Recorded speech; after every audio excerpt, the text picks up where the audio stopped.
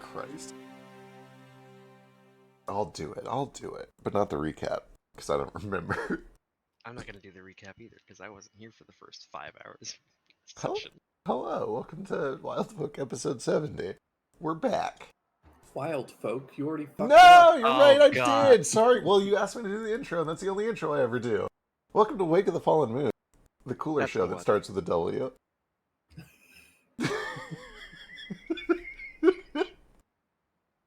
We're back. We had a big vacation thing. Took a week or two off. I think it was just one, wasn't it? I think it was just Yeah, one. It just feels like forever. It feels like it's been a million years since we've played this game. It's episode 70. We just finished Jupe's little psychotic breakdown. We defeated the Ragman. We got out, and I forget how much we did once we were out of there. I think we're at the waterfall, the springs.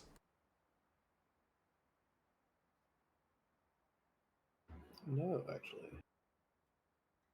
I just remember that Jupe was Uh, extremely tired, and I was also extremely tired, which was Yeah, very me too. convenient.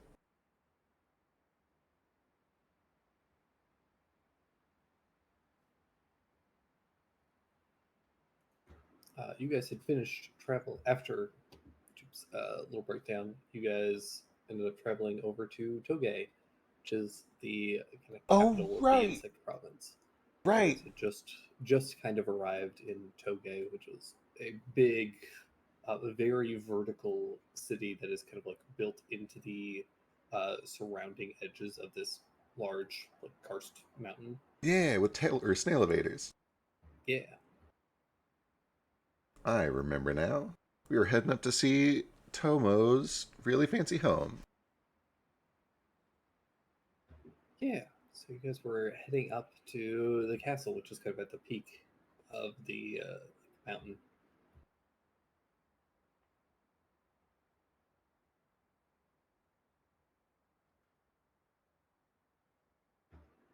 I guess a couple of things that you guys kind of notice as you guys are traveling through here uh, is mostly that the city itself is built in this very kind of organic way.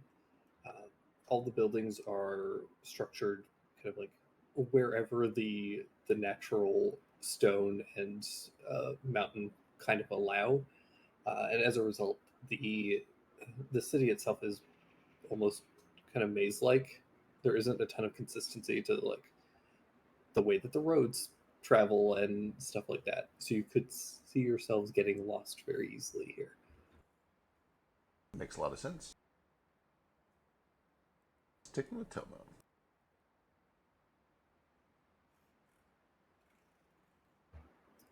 But with that said, it is also a city that is very like open. You can kind of see the surrounding area from almost anywhere. Uh, but as you guys are traveling, you guys decide to grab a couple of the snail taxis because although they are not fast, they are a lot easier um, to get to the various like vertical levels of the city since the city is so vertical. Uh, it's the best way to get around is either to take these snail taxis or you have to go and find an elevator or find one of the winding staircases, all of which tend to be fairly busy and hard to use because the elevators are primarily being used to transport goods and other things that the stairs taking up the stairs is just like practical for, and then stairs is just like general traffic.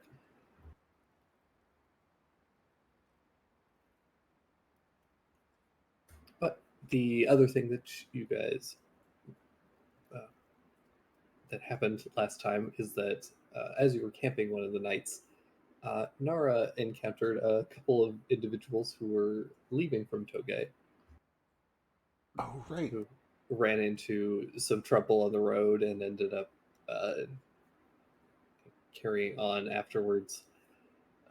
But they had mentioned to you that, uh, against all odds, did not end up recognizing you, but did mention that you are apparently wanted here. Also, watch out for legit fireflies. Yes, Yeah. also that.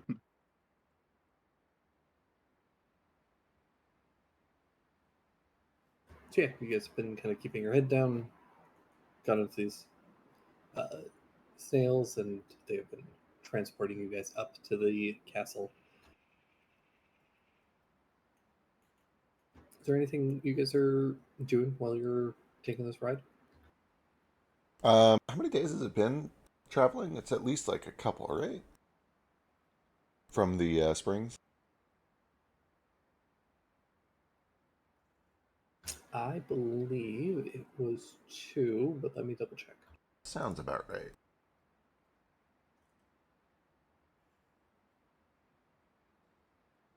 I'm doing the tourist shit. Ooh, what's that? Ooh. Can we go over there?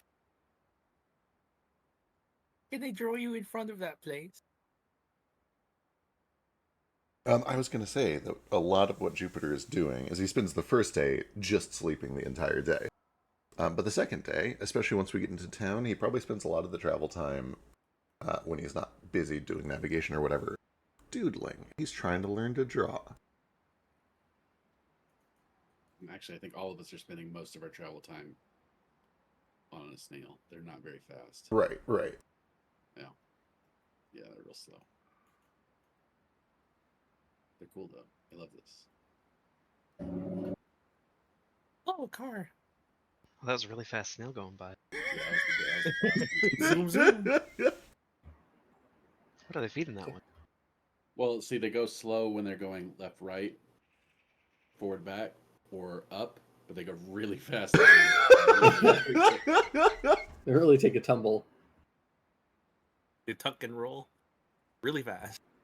It has been 2 days since. It's currently the 14th. You guys, sorry, it's the 15th, and you guys took a long rest on the 12th. Woke up on the 13th, then traveled 13th, 14th, and now it's kind of 15th. Wonderful. Once upon a time, I kept the calendar up to date, and then I stopped. So it's okay. I appreciate that you tried, and also maintained it for 50 episodes or something. I did it. 60, whatever it was.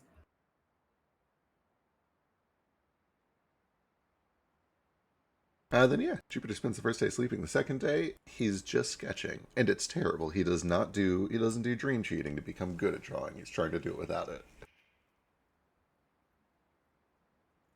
And he is still in that awful beginner phase where instead of doing actual proper like shapes and volumes and construction lines, he's drawn icons. He's drawn an eye. He's drawn a nose. He's drawn a mouth. But he'll get there eventually. It's okay, Jupiter. Art is subjective. Yeah, most things are. But you can.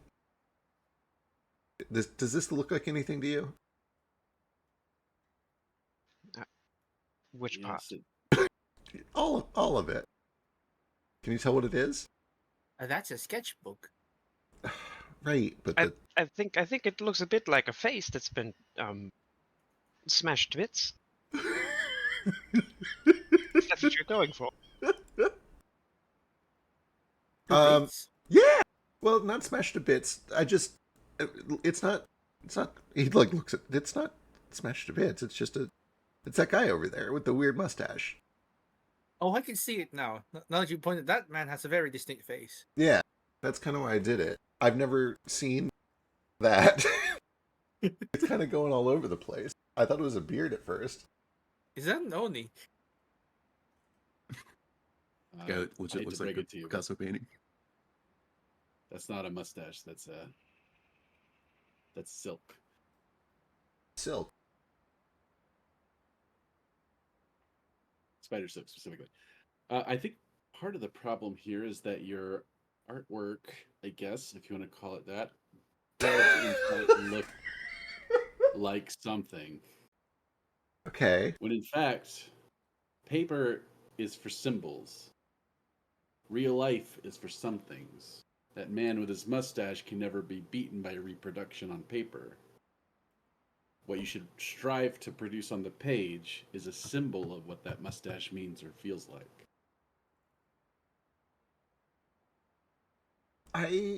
Okay. So, like, but isn't that just a picture of the mustache? You can't be reductive to a person's entire being like that. He's not I could just his write- mustache. I could paint the character for a tree Right. very robotically and very clearly, and it'll be very clear to understand, and anyone looks at it would know that it says tree. But what an artist should strive to do is paint the strokes to represent a tree. The main branch of the tree's primary character going upward should have little brush strokes in it reminiscent of the grain of a wooden plank. It should be broad at the base and go strongly to the top, branching into the other symbols around it. Okay. So you're. So, Or calligraphy, yes? Right. wait, no, this isn't calligraphy. I'm trying to draw a picture. I'm trained in both calligraphy and painting. Okay. But no, Oh. the calligraphy is the first step to painting. Wait, really? That you Oh, learned? sure. You use calligraphy to learn the symbols of things and the way meanings intertwine and mix and the way things I way drew certain a feelings are photorealistic jupe. associated with certain colors and certain other things. And once you have that foundation, you can translate that into painting. For example, this painting of beautiful waves crashing upon the beach is not particularly realistic from a perspective of as if you were standing on that beach and looking at the waves, but it evokes that same feeling. The color choices and line choices, the placement of every little stroke and every character represents what that ocean feeling or that ocean view makes one feel. That's So you're that's art. so you're saying it's the impression of the thing that's more important than an accurate rendition of the thing. You're not trying to capture your recollection of the thing because that steals from it. The fleetingness of the moment of staring at your subject can never be replaced and should never be attempted to be replaced. But what you want to put on the page is the way that makes you feel. I do this photorealistic Nara with a piece of bread and some coal. And he holds up. Huh. I kind of get it. It's two different approaches to a very similar thing, but you're right. Those are Okay. All right. But like, okay, Kawaku, if you had to, could you do that? But a photorealistic image. Yeah. It's DC 10. I don't know, kind of. Yeah. Then Guys, there's Yeah. no way a photorealistic painting is DC-10. According to Raw, The it's- system can fuck itself. That's wrong. True. Okay, you can keep breaking the rules all you want. Yeah, it's fuck fine. the rules. The rules are wrong. but yeah, I'm pretty well trained in it. Yeah, I can Huh. do it. I just don't want to. You don't want to. You want to do the impression instead. I like it. It's a waste of time, and it steals meaning from my memory and puts it on a piece of paper that's dead and I'll never see again. Why will you never see it again? Why should I look at it when I could remember it instead? The memory will be so much more vivid. And memory, by the way, works just like art does. You're not remembering exactly what you saw. You're remembering your impression of what you saw. Yes, but And memories aren't are still perfect. beautiful. Capturing your memory Exactly. is nice. Yeah, is that not the point of doing photorealism? Is to correct your drifting memory? I feel like you shouldn't want to. But That's what what stained glass is. To tell a story, it doesn't depict the photorealistic. Well, we were using the word photorealistic. The realistic look of something. It's more of an idea in a splash of colors. It's to look pretty, you know, Yeah, I like but still distinct. I like what you're saying, Kawaku. I get it. I think it's right. But also, I do think that sometimes the purpose of art is not to invoke a feeling or express a feeling, but to remind you of the truth. It rather feels like art is subjective. It's different Oh, for for each sure. person. Certainly, Like- certainly. It's a form of expression, isn't it? Sure. I like Memory to is capture subjective too. these. But I'll remind you that wine, fresh off the vine, fresh from the fields, is no good. But wine aged in barrels that change it over time is much better. Kawaku, I've spent a lot of this trip disagreeing with you. This is insightful. This is profound. I like it. Well, Your mind is a river, and your memories are the pebbles at the bottom of the river. Over time, your mind's thoughts rush over the pebbles and change them from jagged rocks from a landslide into smooth river stones that can be skipped. that's called forgetting. Yes. I'd rather You not. forget the least important aspects and you remember the most important aspects. You're gradually honing your memories into the core of what they mean. My I'm mind kidding. has the smoothest stones. It's a flat rock, a single flat rock.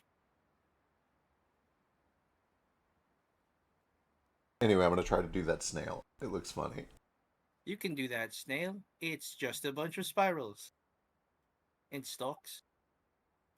Kawaku will also do the snail in his style, which ends up just being one fat black line and like a little blue line. Right, right. It's not good. Well, I mean, it's good, but it's not, Yeah. It's very interpretive. Yeah, it's modern art. Maybe it forms the character of Snail snail. or slow. I don't know what the character would look like. I don't know actual kanji. Jesus Christ. Paint an accurate portrait, DC 10. Why do you doubt me? It wasn't that I doubted you. It was that I was trying to figure out if the wording was actually photorealistic. And it's not. It does just say accurate. But that still, even just an accurate portrait, is not DC 10. That's absolutely fucking crazy. True. 20 would be.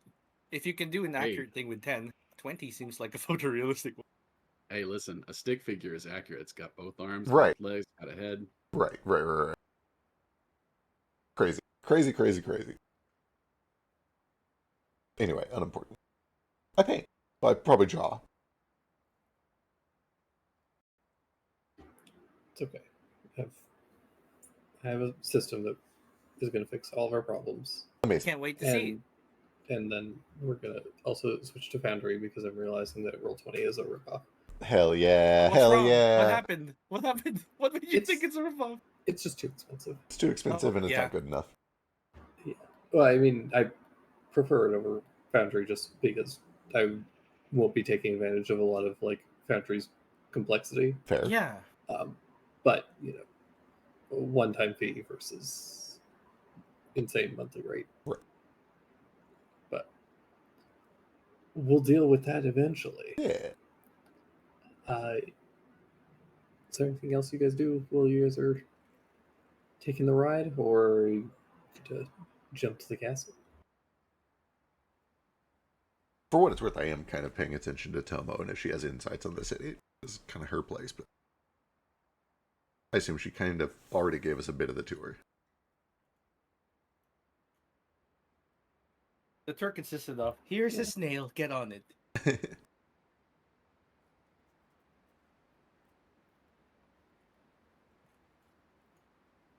Yeah, you kind of get the sense that she's fairly. She's a little bit sheltered.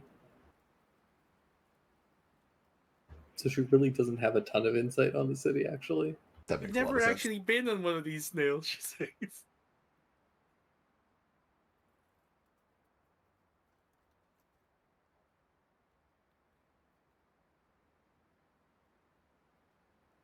But yeah, you guys take the snails up to the castle, where the castle itself is also kind of like the city, where it's very vertical.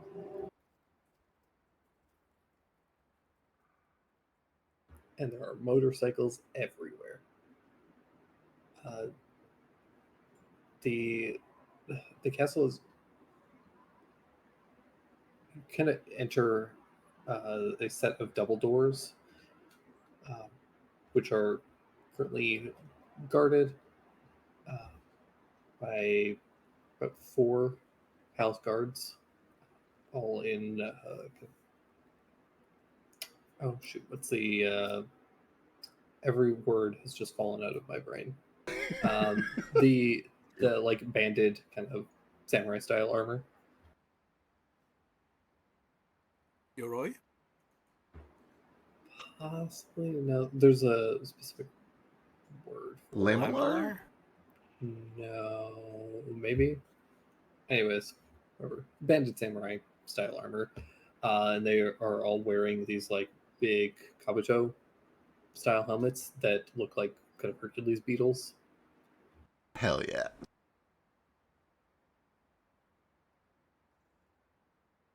Oh, right, Bug Province. Yeah. Oh my god. That's so cool. It's fine.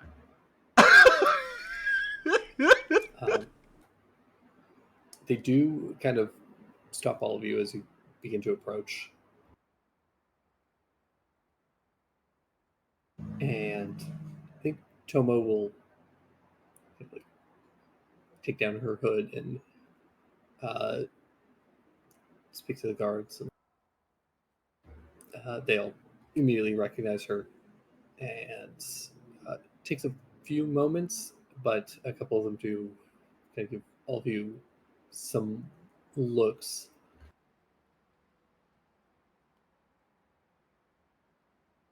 I assume the news has gotten here already, or are we delivering it? Oh yeah, they. At the very least, the guards seem to be eyeing all of you with some intensity.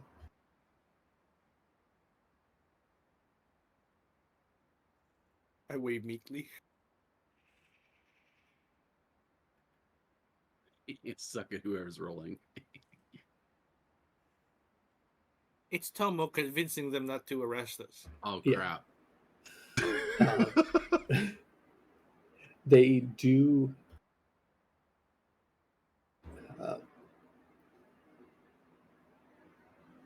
They do kind of like look to all of you, and kind of head guard comes and uh, speaks to Tomo kind of privately for a moment. Then Tomo will say, "I'm sorry about this, but would you all be okay waiting here for a few moments?" Yeah, of course. Okay.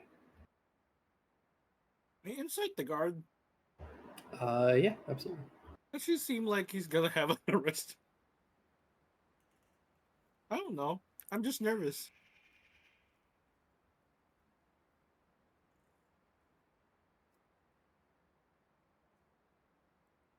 That's a natural one, I think. Seems everything feels pretty normal. It'll be fine. Tomo's explaining everything. Yeah. A couple of the guards head off with Tomo inside. And, you're left with a couple of other guards for a few moments. The guards remain silent and just kind of watch all of you.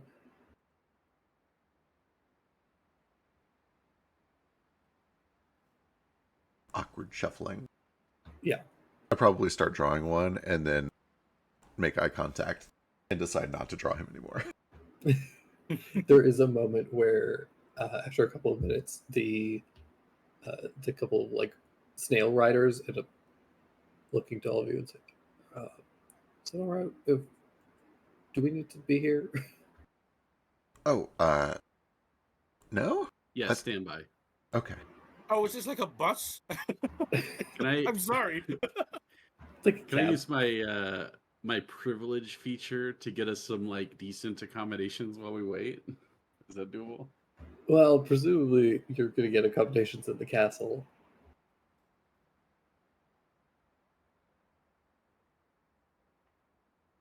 Nuts.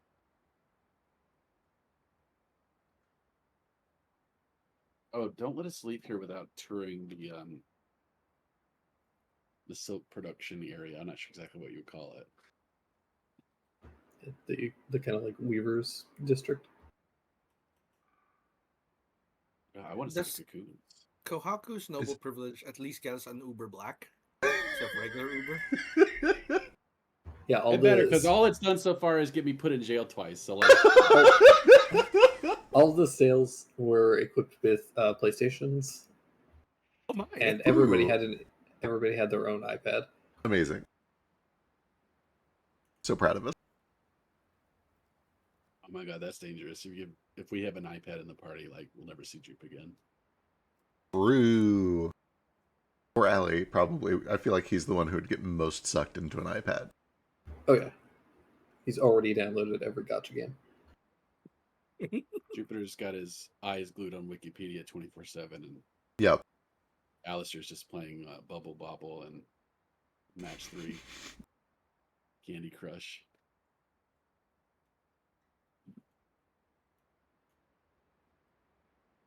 Yeah, after quite a few minutes pass, but eventually the door opens up again and Tomo comes out.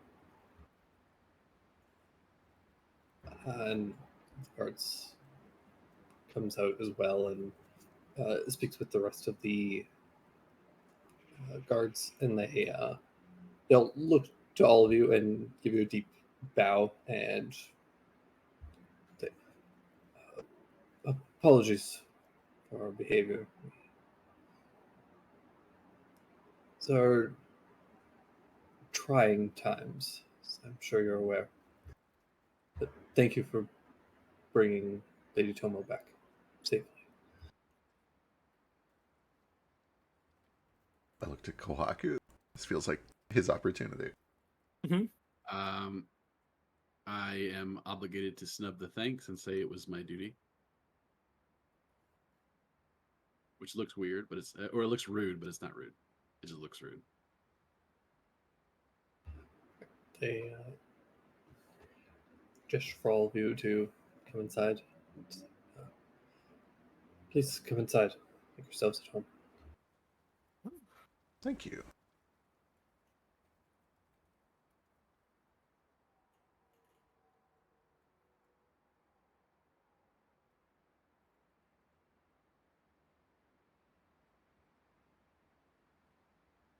You guys begin to step inside. You find that the interior is beautifully decorated.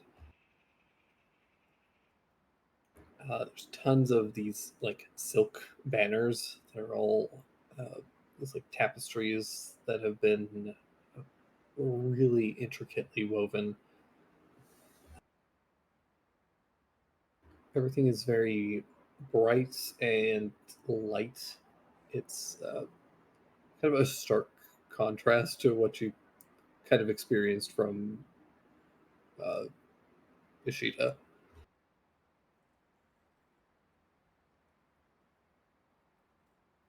It's Very so lively. colorful here. It's all done from silk.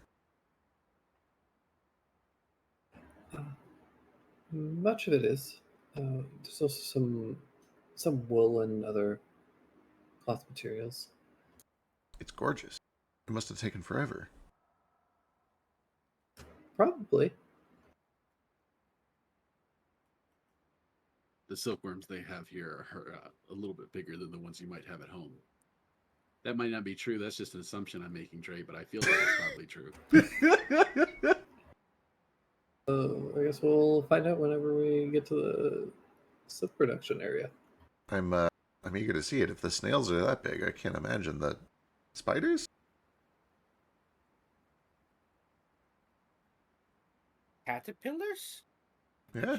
They probably I don't harvest from fucking a know. variety of things, yeah.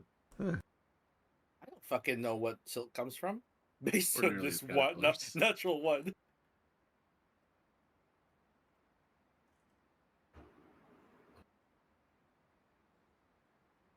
Do you milk Yeah. them from spiders? Isn't it just cobwebs? I don't think Yeah, it's you- cobwebs. From the corners of houses? They just appear, so it's like free. If you harvest, so if you harvest spider silk, it has to come straight from the butt. Once it's like hung out in the air for too long before you drop it into boiling water, it will like polymerize in a way that makes it useless as a fiber. So harvesting spider silk incredibly difficult, I guess, unless you have a giant spider in Magic. Silkworms or regular silk comes from silkworms, which are the pupal state of a moth. You get the little little guy. It becomes a little moth caterpillar, and it eats some stuff, and then it makes itself a little cocoon made out of silk. And all you Then do you is boil like, yeah, you boil it alive, and then take the silk out of the, just kind of unravel it from the cocoon, and that's how you make silk. Oh, Typically, luxurious. a lot easier than getting it out of spiders. But spider silk has properties that regular silk moth or silkworm silk doesn't have. Like, for example, it's stronger. Huh. I watched a video about someone who tried to make guitar strings out of a spider web. It didn't work out very well. They needed so many. They were short by 10 kilometers for one string.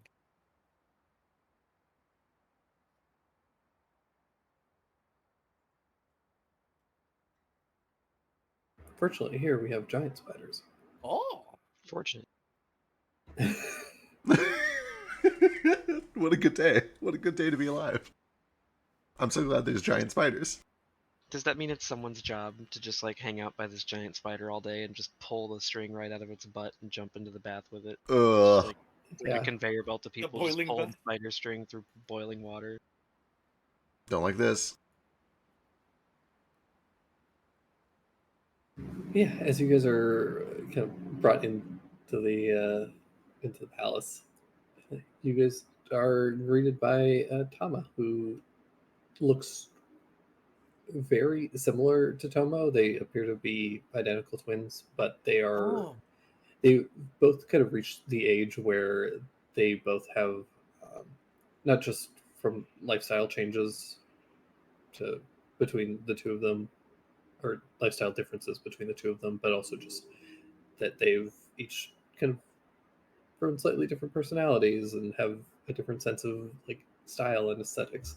So they're easy enough to tell apart, but you can still tell that like if they wanted to fuck with you, they could. Uh-huh. Right, you say this, and I've immediately imagined them both as catgirl versions of Puffy Amiyumi. What a pull. Trace trying to pull a wool over our eyes and convince us that twins are not merely duplicates of each other. I'm so grateful, by the way, because I'm like, oh my gosh, somebody gets it. Different personalities. Good one. Can't fool me. Careful. Not carbon copies, not the same thoughts in their heads all the time. They don't finish each other's sentence or talk in tandem. What is this? A weird fantasy? Who the fuck is Basri? Basri? Yeah. Oh, Basri. Yeah, it's like Gatsby's dad, right? I think it's my uncle, technically. Yeah, Gatsby's dad, your Which uncle. maybe... Oh, man, you're right. Right. We're cousins. That makes the fan fiction even worse. Who the fuck is writing that fan fiction? Not me, that's for sure. Gatsby's gross. Nervous anime sweat drop. You stop that. I do nothing. Right? Did Tama appear in the thing? Yeah, so she doesn't have a token. She kind of looks like Yeah, she does. Yeah, just Yeah, look like. she- Just Yeah, look she's like right. Tama. She's right here. she looks very similar to Tomo. I didn't make her a separate token because I didn't want to just like kind of remake Tomo's token, but slightly different. different style. I might Just blue eventually. butterfly ribbons. I might eventually, but Does she have butterflies in her eyes? Just like Tomo? I don't know, man. I haven't drawn her yet. I think is that an artistic? Is that like an expression thing, or does she literally have butterfly pupils? No, that was just an artistic thing. Okay. But sometimes it's not. The stars are diegetic, and they mean that you're like prophetic. Yeah. The stars are also don't actually look like that in world. They're a bit more. Oh, there's a fucking term for it too. Oh, that's like that phenomenon that happens. Someone gets electrocuted, and their eyes, and like they survive. Their pupils are like star shaped for a little bit. No. Also, that only happens in cartoons. No, there's a picture of it in there. I- I'll pull it up. I googled. It's called scalloped pupil. It happens during certain injuries, especially common during lightning strikes. Scalloped pupils. Yeah, Don't- it doesn't look Also, great. Don't recommend looking it up. It's pretty bad.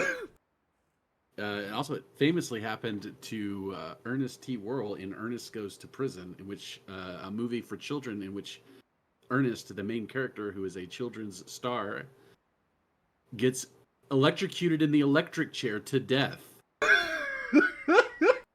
It's that good movie for the out. whole It's fun. family. It's a good Is family this movie. a He movie in your survives. childhood? He comes back to life. They zap him again. It's like a defibrillator. Then he has electric powers and he can shoot lightning, so that's pretty fun. That's Oh, fun. cool. Spoiler alert for Ernest Goes to Prison. I didn't know Ernest goes to prison.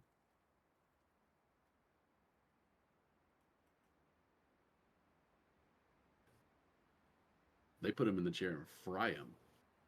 What was It's his rough. crime? I don't remember. He got framed. Being silly. Being city. He mugs a lot, doesn't he? As in, makes a lot of facial expressions right in the camera. Yeah, that's what he. That's the thing. That's his shtick. It's for 8-year-olds. That's why he goes to prison and gets electrocuted in an electric chair. All right, anyway, If for D&D. 8-year-olds.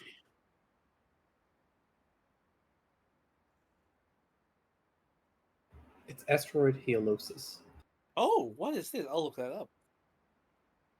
It's kind of what it looks like. It's not specifically that condition in this setting, but that's kind of the effect that it would look like if these characters were drawn hyper realistically. Right. Oh, okay, yeah. With little flecks in them. Say asteroid heliosis? Hyalosis. Yeah. It's got the Hyalosis. yeah. It's got the YALOSIS.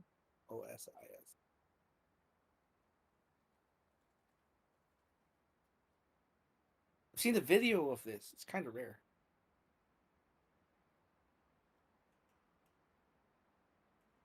I was trying to piece together what that actually meant based on heliosis. I don't know what Haya is.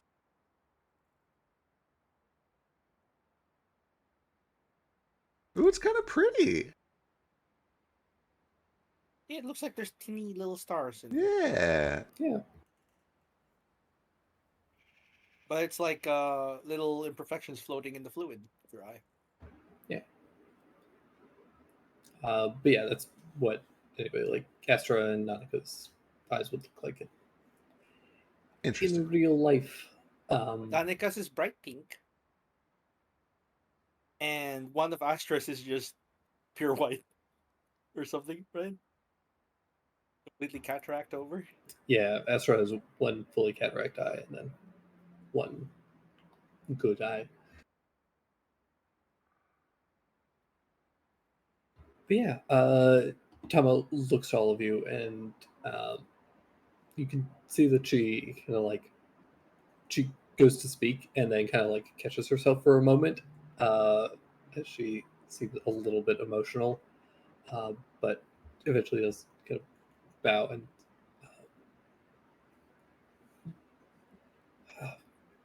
welcome to Toge, and thank you all for bringing my sister back. I believe we have much to discuss about what has happened. I think we do. I'm gonna gift her my last remaining bottle of Silver Brand sake from Totama. Beautiful. Yes. Thank you very much.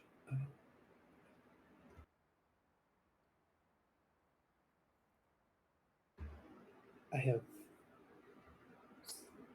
several gifts for all of you, but I believe it will have to wait. Gifts. It's pronounced gifts. Like Jin That's and how I- Jim and Jim? Expected. This is Yeah. this is your house. Like you don't give us gifts at your house. I don't say that because I want gifts. I was going to say, these are going to be our fun items, and if you ruin this biscuit, so help me God. Kohaku His can turn gift away is- his gift. Gift is, you get the sense of, or less of a gift and more of a reward for bringing your sister back. Yeah, that makes sense. You can't just say reward. Yeah, we have a lot to talk about. We gotta figure some stuff out. I'm be look forward to getting right into that. You're brought with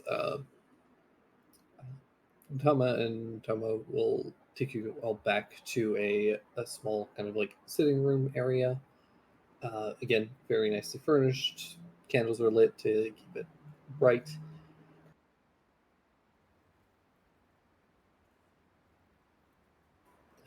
All of you are brought some tea to drink, and you also notice that there is like an uncomfortable presence of like samurai guard,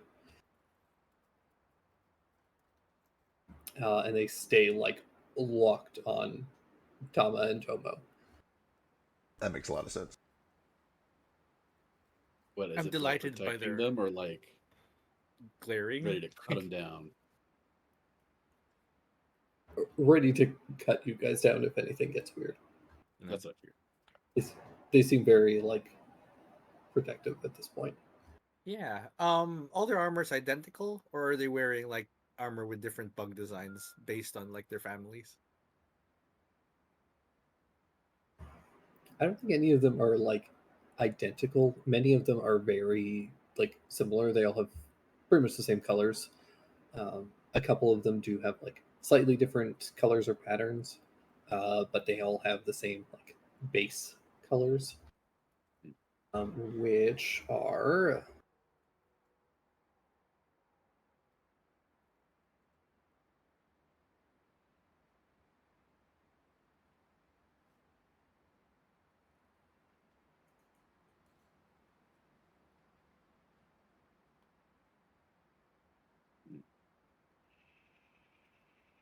Behold the honor of a professional Yojimbo.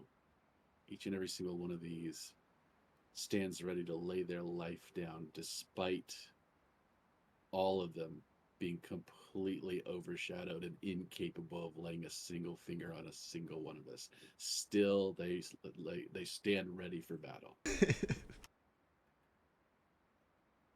I don't know. There's a lot of them. They could probably do something, right? Not to me.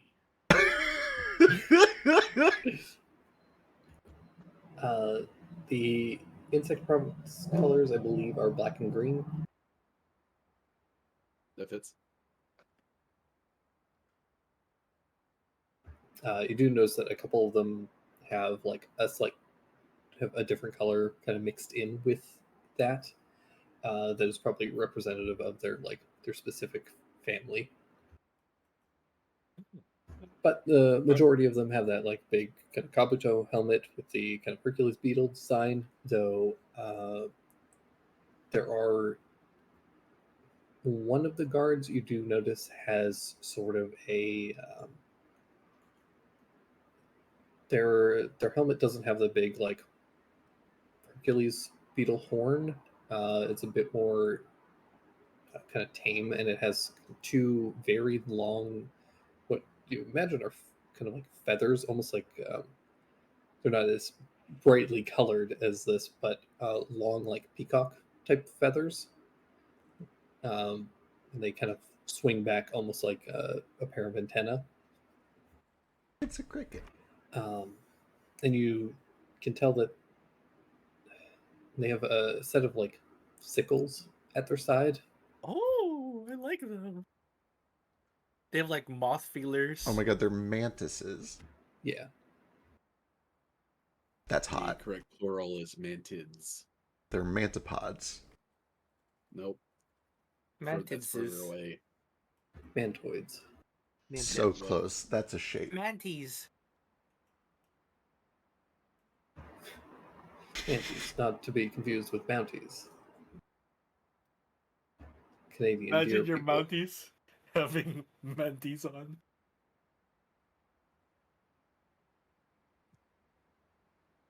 Check out my bracelet. But yeah, once you guys are brought in, Tom will start things off with we have been informed of. We were told that you all were a threat that had kidnapped my sister, though she has claimed otherwise. And with some of our own investigation, we've proven that that is the case. So currently, we are at a bit of a loss for what to think about recent events. It's good that you're being cautious. My sister's safety is paramount, as well as the safety of my home. So, The future of your clan, as well as the future, as well as our future, both lie on or depend on the exact same thing, which is the decision of the next emperor. It's in the air. It's a lot to worry about. I agree. I was hoping that perhaps you would all be willing to provide us with your side of recent events.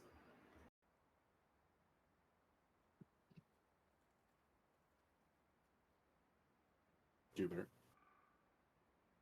I can talk about the invasion. The taking of the tower, the attempt to free whatever is under that tree. I don't know how much you're interested in telling them. He kind of like lowers his voice to a...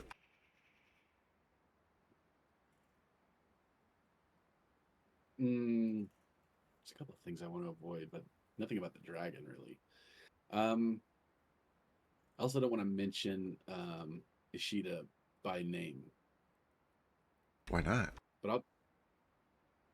Is he not the greatest threat to this family? Because they know who I'm talking about, but I don't want to be seen to like openly accuse them. Oh my Of having a god. dishonorable piece of crap. They know who we're talking about.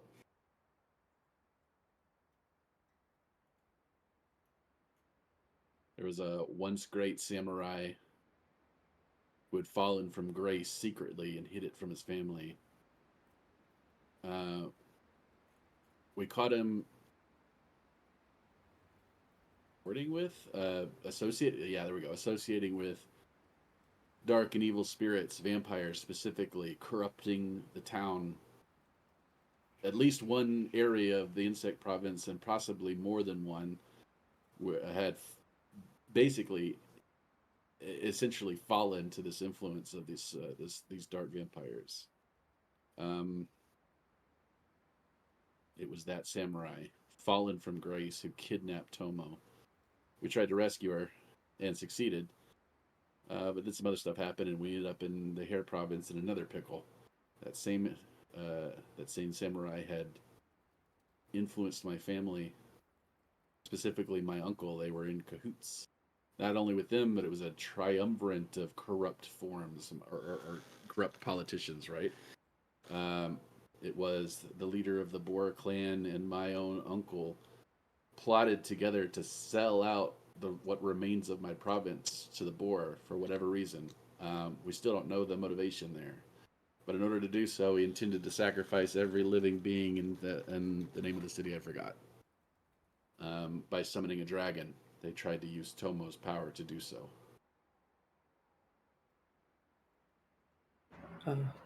Tomo's power? Tomo appears to have an innate power or some kind of innate connection to the dragon of the Sakura tree. Kaku says the proper name, but I forgot. Tomo kind of looks to Tomo and Tomo kind of looks a little like sheepishly but nods.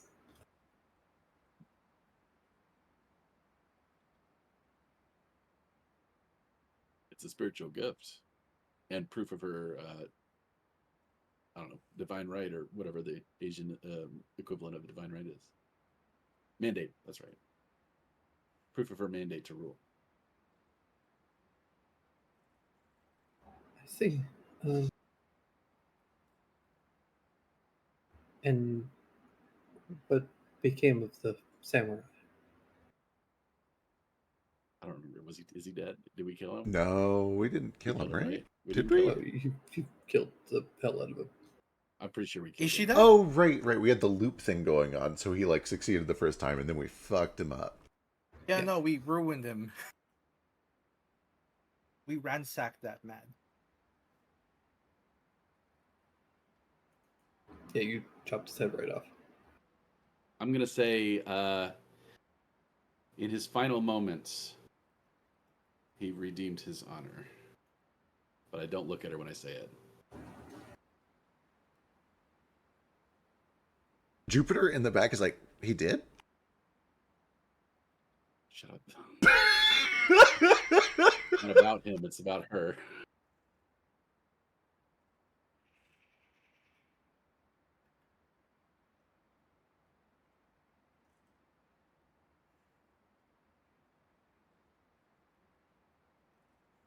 Uh-oh. Uh-oh. Yeah, give me a deception check, Gohaku. Uh-oh.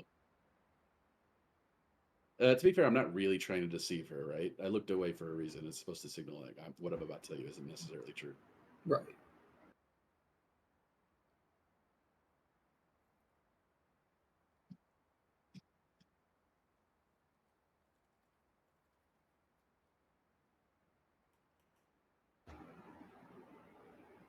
See that she takes a very kind of like unsteady breath for a moment. And says, thank you for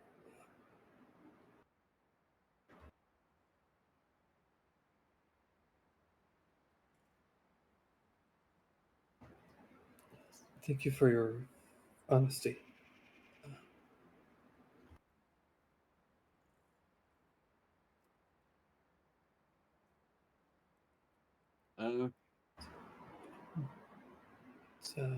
It's good to know that he's at peace and things were rectified.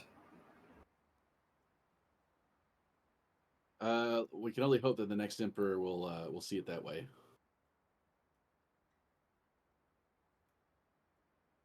In any case, I'm pretty sure my father is interested in pursuing a restoration of our alliance, so long as the pseudo alliance between the insect and the boar is ended, which I'm sure it is because I'm assuming that was specific to Ishida. I am not entirely aware of all of my father's previous alliances, but we'll do what we can to rekindle this alliance with our allies. Certainly, but it must be done in a formal setting, obviously. Of course, and It's summer now, so whenever the next court is meant to take place, I'm sure whether it takes place here or over in the Hare province or what remains of it anyway, I'm sure you'll be able to meet my father there. I believe perhaps an urgent gathering of our allies is necessary to discuss the current political situation. Many changes recently. I need to familiarize myself with all the current events. Of course, it takes a little time. I assume your family has made you daimyo and since the death of Master Ishida. Is that true? I have been acting daimyo for the past couple of weeks while we awaited word. I believe my official coronation will be shortly.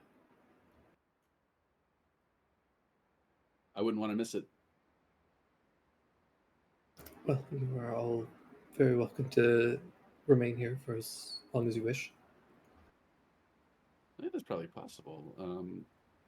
Do we have any time-sensitive stuff that's still happening? We still have to get to Cersei, right? And that's on a window? It's on a long window. We can wait for a little while, a few days maybe. We need to go back to Neverland. Right. Yeah, that's right. I That need to too make is sure Tankard's okay.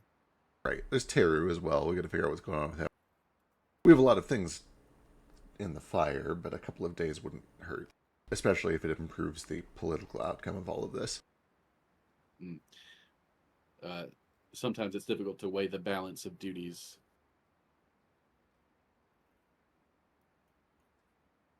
Yes, it certainly is.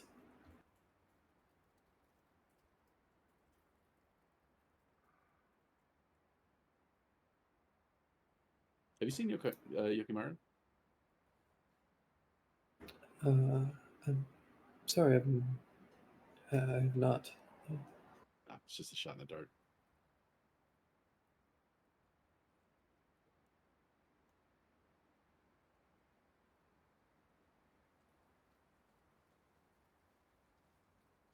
Do it. Is there any other news that's occurred? God.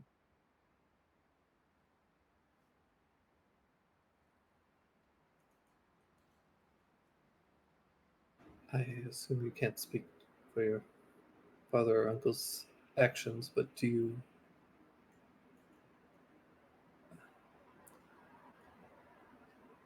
you have any word on their intentions going forward? Yasushi is the acting daimyo of the Hair Clan at the moment. The proper daimyo is Kanji, but he is but 3 years old, though he looks like a 9-year-old. I don't know if the daimyo-ship should transfer to him upon reaching the age of majority, or upon the point at which he looks like he's age of majority. I'm not sure.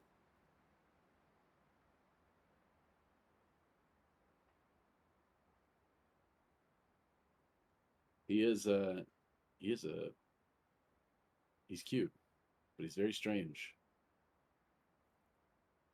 It's obviously the blessings of the kami. I say, looking away, like almost like 360 all the way around.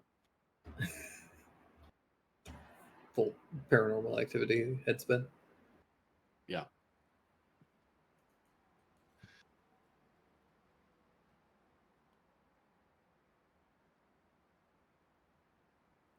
I see. Well, I will send word, and perhaps a new set of agreements is in order. In the meantime, uh, please, all of you are more than welcome to remain here for as long as you wish.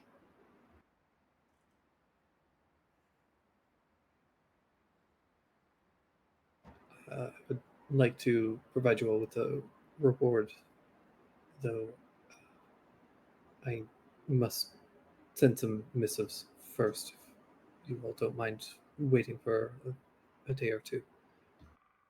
Not at all. I think we'll stay for a day or two at the very least. My friends and I were curious to tour the Silk Fields, Oh, Silk Caves, There's got to be a name for this, yeah. right?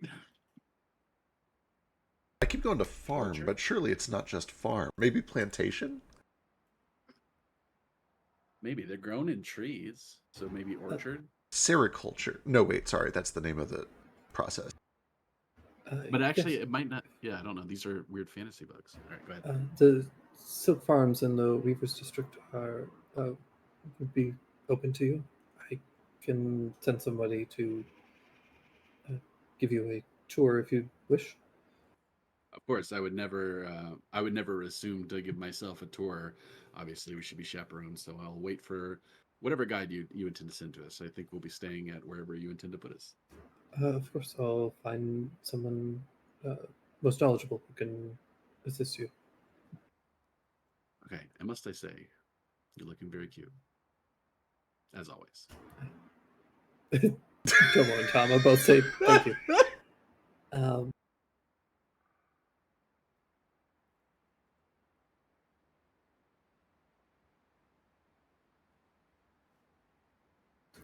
well, it's always a pleasure.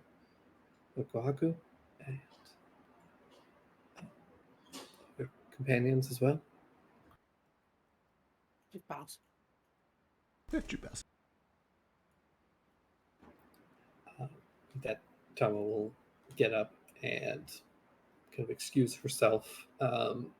It's very clear to all of you that she's like doing her best to kind of like stay somewhat formal, but is clearly in a state of like getting very emotional and needs to just like go process for a minute. Right.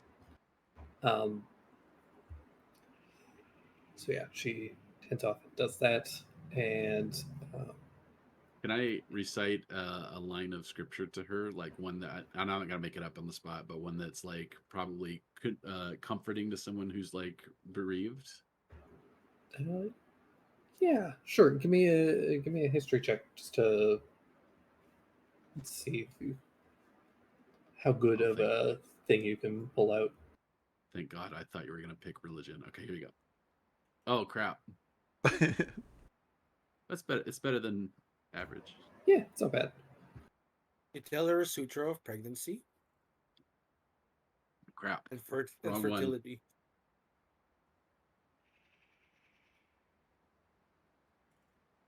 Yeah, it would be something common, not something specific to my clan. Yeah. You just look at her and you say, "This too shall pass." Yeah. She takes a bit of a shaky breath. Says, thank you, Lord Kaku. Okay, hang on. I'm gonna click here at randombibleverse.com. For it is written, "As I live, saith the Lord, every knee shall." Oh, that doesn't work. Never mind. So that doesn't seem random.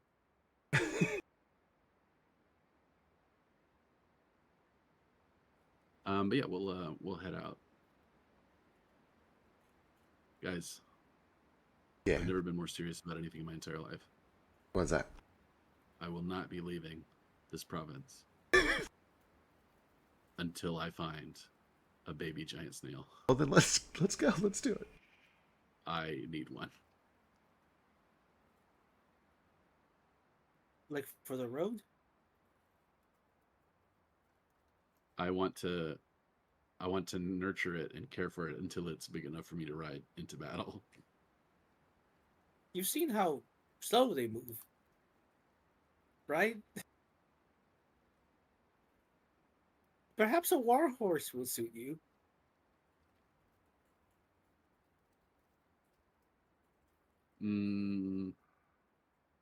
Yeah, but a snail has armor. I have War horses can have barding. right. I have wonderful news for you about the nature of humanity. Yeah, they came out with the Horse-Armor DLC a while ago. Oblivion joke? Yeah.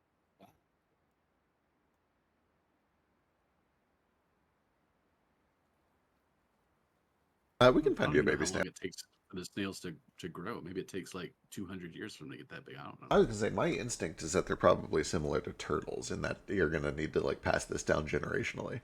But if that's the case, maybe your father or your father's father started raising a snail just for you hundreds of years ago. I feel like they're gonna be really protective over like who they sell snails to. They probably don't sell snails. So on average, it says a snail grows to matureness to adulthood at 6 months. I don't know what it's like for giant snails. This is something we'll have to ask someone. Apparently, it depends on the weather and the availability of calcium. The sexual maturity takes 6 to 16 months. They devoured the bones of the dead. Oh, Maybe. I don't know. Or shellfish. Did you seashell. See, you just make that up? Yeah, I make everything.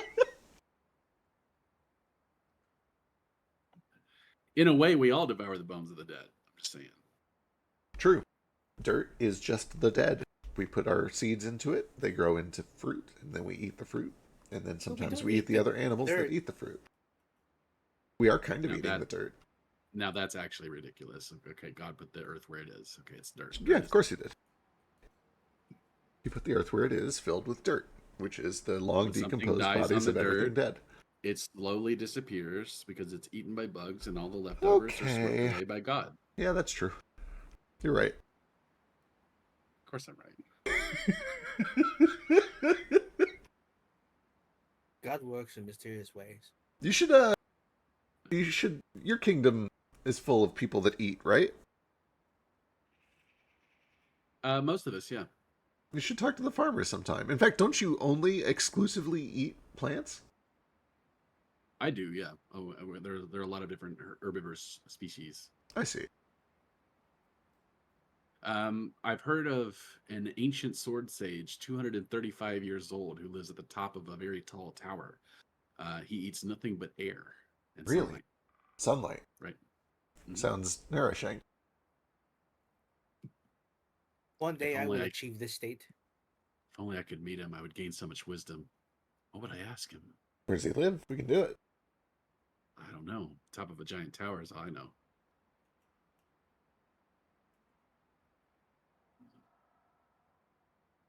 Well, I have been practicing some magic. I feel that I have learned some things in my ordeals. Maybe I can help you find them sometime.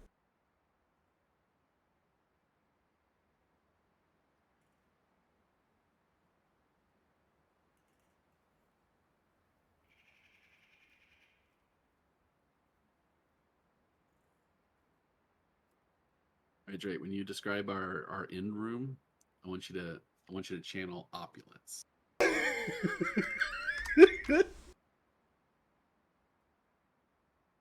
Gotcha. I don't know what we're doing until then. We're just hanging out until somebody comes and escorts us somewhere. So until then, like, what are you guys doing? I'm drawing until we go to the silk farm.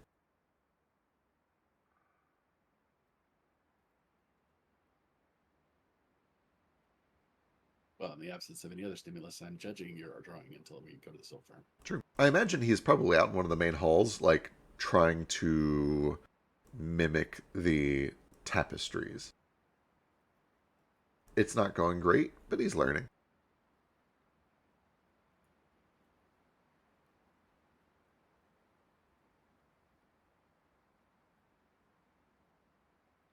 You're doing pretty well. What are you drawing?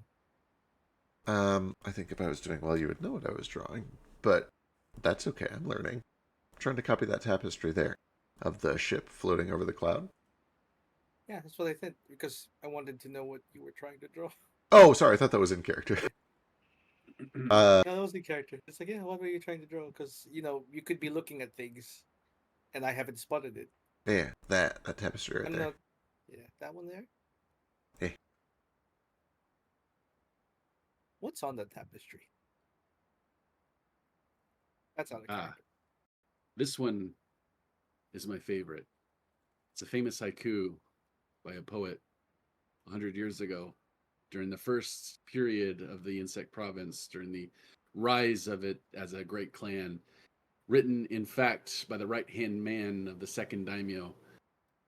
In a silent cocoon, worm spins its silky thread.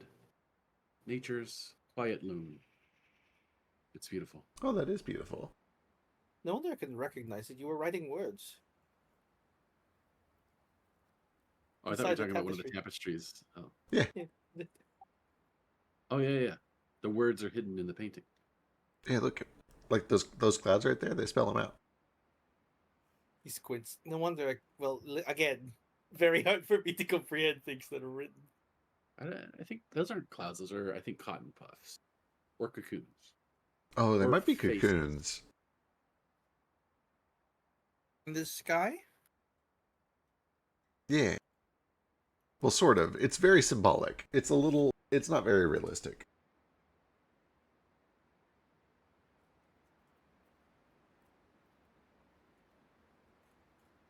I'm pretty proud of that little haiku, actually. I am too. It's very nice. Thanks. Yeah. I am quite fond of the style in this area, ukiyo-e.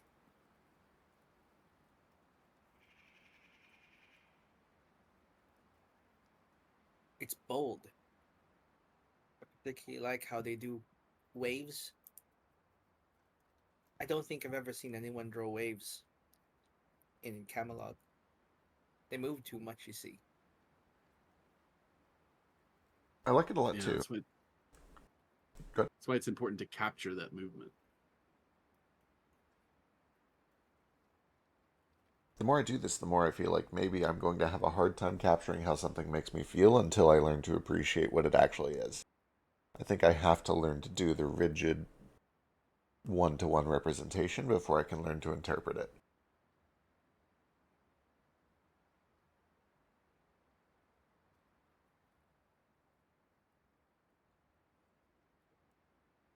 You can Every start by drawing things you man, love. every wise man was once a fool. True, true.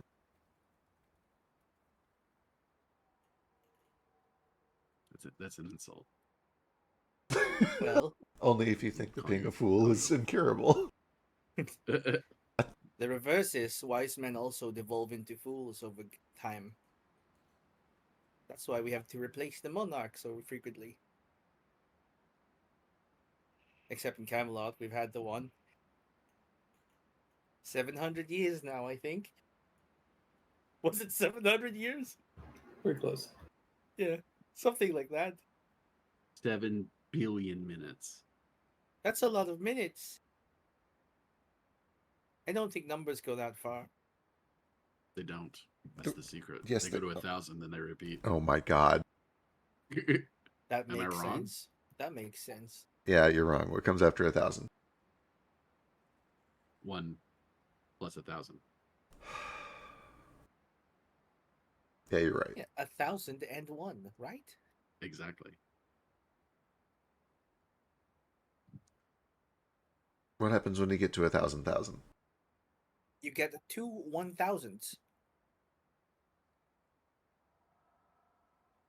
The portals have a base 8 system, and the 3 Kreen have a base 12. There's no way you know what a base 8 system is, Kohaku. Oh, suddenly we're talking about anachronistic knowledge. No, that's not anachronistic. That's rich coming from you. That's not anachronistic. That's coming from the man who thinks numbers stop at 1,000. I didn't say they stop. I said they repeat, and that's technically true. Sure, okay, that's technically true. You think anyone out there does a base pi system? A what? Pi is not a number. Sure it is. Idiot. Crazy. It's a Get a load of pastry. this Jude. guy. We'll ask Sheesh for that. What kind of number is pies? Is a He's is a dead. rhubarb worth more or less than a pecan? I love rhubarb. That depends on the season. What a silly thing to base your number system on, Jupiter. I can't believe you. I didn't say we based our system on it. I just wondered if anyone did. Do you think a base pi system could have any use? What is a base? That's like the pan you put the pie in. It's effectively just half radians. Oh god, where do I even start? Sometimes you can make a pie base out of graham cracker crumbs. Yeah, it's a system about pies that you eat. It's a Okay. nonsensical question because your base system is whole numbers only, and pi is an infinite. It's like it doesn't work. It doesn't work in base 10. In base pi would be a whole number. But it's infinite. You can never properly measure it, so it's The not fuck a whole are you number. It nerds can't be a whole. Sheesh, I'm a patient man, but sometimes they say things that make me so angry. I'm not quite angry, I'm just more confused. I don't... You know what? Yeah, I am angry, actually. Yeah, I do get it because it doesn't make any sense that they try to explain. I'm certain it's just me being stupid, but It does feel like they're making things up to make me feel stupid. One of us is. Guess which one? I'm sure. Absolutely certain one of them is making something up. To Oh, See, this is the problem with science. yeah? make shit up and make other people feel stupid. The Yeah. Earth is flat. Obviously, Of course. you can look at it and see. Every map would tell you that.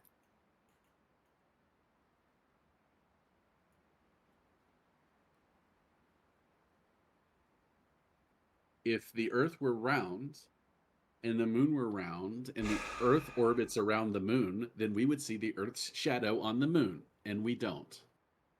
But we do sometimes. It's called an eclipse. That- It's called a lunar eclipse.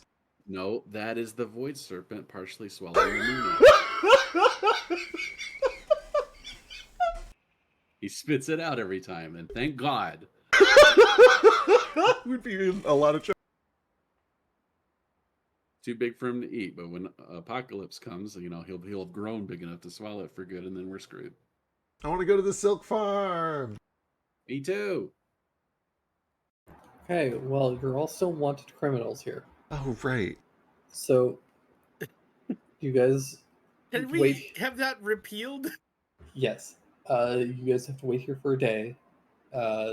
Stay in the castle. You go to your given some rooms that are opulent, and you guys are able to kind of relax. You guys get a short rest. Wake up on the 16th, where Tama makes a public announcement about the events that have transpired. Blessed be.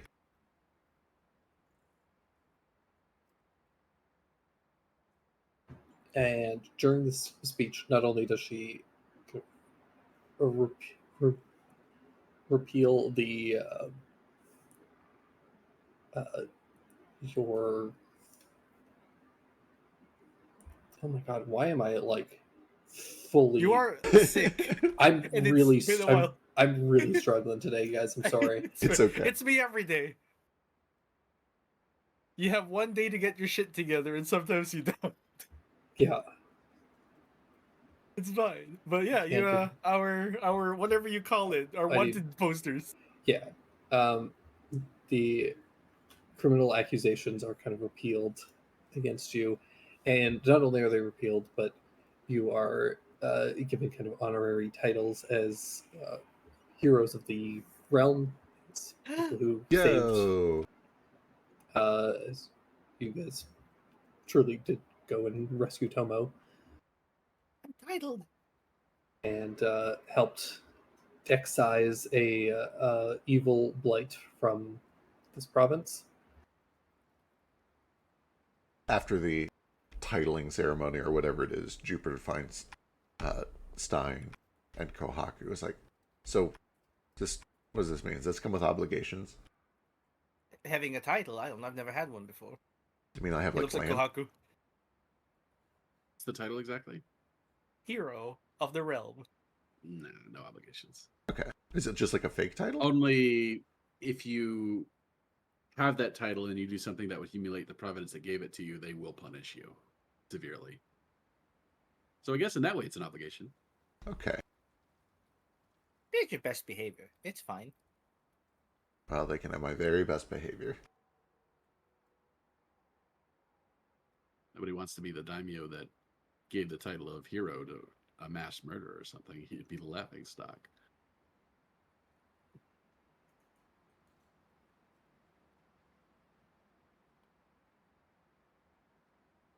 But don't we At do some- that? Mass murder? I don't expect them to do it to me. They'll probably leave me alone, but you guys aren't native and you barely speak the language, so I expect at some point they'll bring You a speak the truth same sayer in language, to Kohaku. interrogate you and see if you're lying about anything. I just wouldn't be super surprised if that happens. Not to me, but to you, of course. Okay. Be ready for it.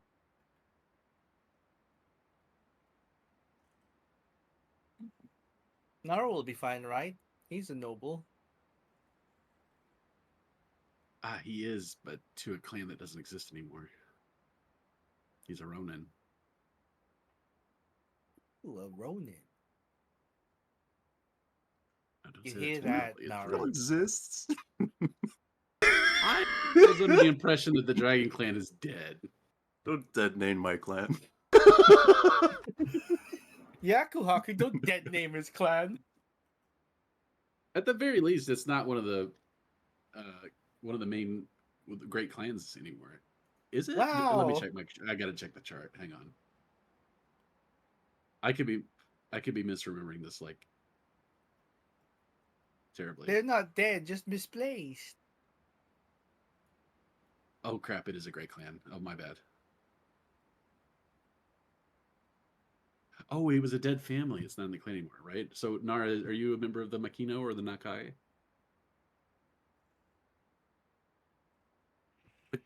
His family name is Kodo. The Kodo clan. Yeah, that's not on the list. It's not on the Damn. list. It never existed. Not on the list. And get in here, you're not on the list. I'll post this. This might be helpful to everyone. Also, I spent like 14 hours doing it. Nobody ever looked at it. Is it all the What symbols? is it this time? I remember this. Yeah, we looked at this and immediately forgot because Oh, yeah. like, So did it's not I. ours. It's not ours to remember. True. You're the one that has to remember all of them. What? Injury. Don't put this evil on Great. Says Thackeray Gackery Weeds. Yeah, individual people, not entire clans. Hey, hey, man, I made these clans first, and then Yeah, he made those. Biscuit, Yeah. Biscuit Oh, made fair. the symbols. This Yeah, is on him I then, gave yeah. you This people. is on me. Correct. Whereas I made the characters individually. That being said, We've not met the Koi, which is neat. I've never even heard of them. We haven't met the Koi yet. to clarify, the Kodo clan was never a part of the Dragon clan. They're separate. Right. The Kodo clan was essentially they were considered a great family that was they were kind of like record keepers. Oh. But then they vanished largely after the Sundering because continent split and Right. they were separated. Are they currently by chance a vassal family to any of the families on this list? No, because Yeah, you're most of a Ronin, them buddy. think Sorry, that yeah. most families Sucks, think that but- they're all dead. Okay, so it's Koi, Dragon, Fox, Snake, Tiger, Hare, Boar, Insect, Frog, Wolf, Rat, and Kodo. What? Kodo's a drum. Well, the great clans change at the whims of the emperor. So for example, if for example my father were made the emperor today, Mhm. I hate to say it, but he would probably downgrade the Insect clan from a great clan. He would make it a vassal of a different clan, and he would upgrade something else to take its place. I wonder which one. Well, there are many vassal families, hundreds of them. Right, and how do you decide what animal? Well, that's tradition. Because it's Yeah. called the Insect Province. If he downgrades it, does it become something else? They're based on the gods. Oh. Right. Which great family was Nara's family based off, I suppose? Odo, which I assume was a family in the Dragon Clan. Or it was its own clan. One or the other. Either way, it doesn't exist. They were kind of independent because at this point it was kind of before Kairiku became Yes, a united country. Oh yeah, that was thousands of years ago. Jeez. Yeah. Yeah, they I guess they were like the frog, right? Which is like They're both all a clan blood. and a single family. Yeah. Yeah. Oh, okay, yeah, and Hojo is like the main family for the frog. I don't, the frog is kind of a special case. They're kind of like unusual. I don't even know if they have any vassal families. They probably don't. Just the one guy, that little Yeah, frog dude. Yeah, the frog are kind of like a unique thing where they'll take in kind of people from anywhere, but when you do that, you kind of like strip yourself of your previous family and titles. You become a frog. Yeah, because their whole thing is being like this party of neutrality, so there is no association with the other families really. It's a little similar to the Kodo clan.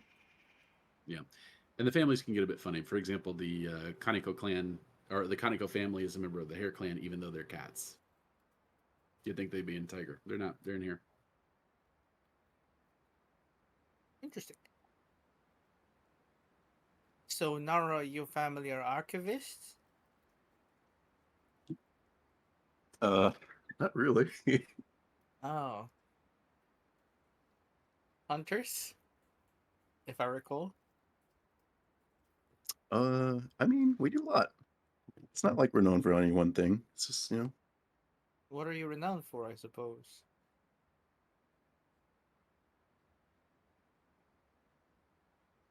um, if anything, just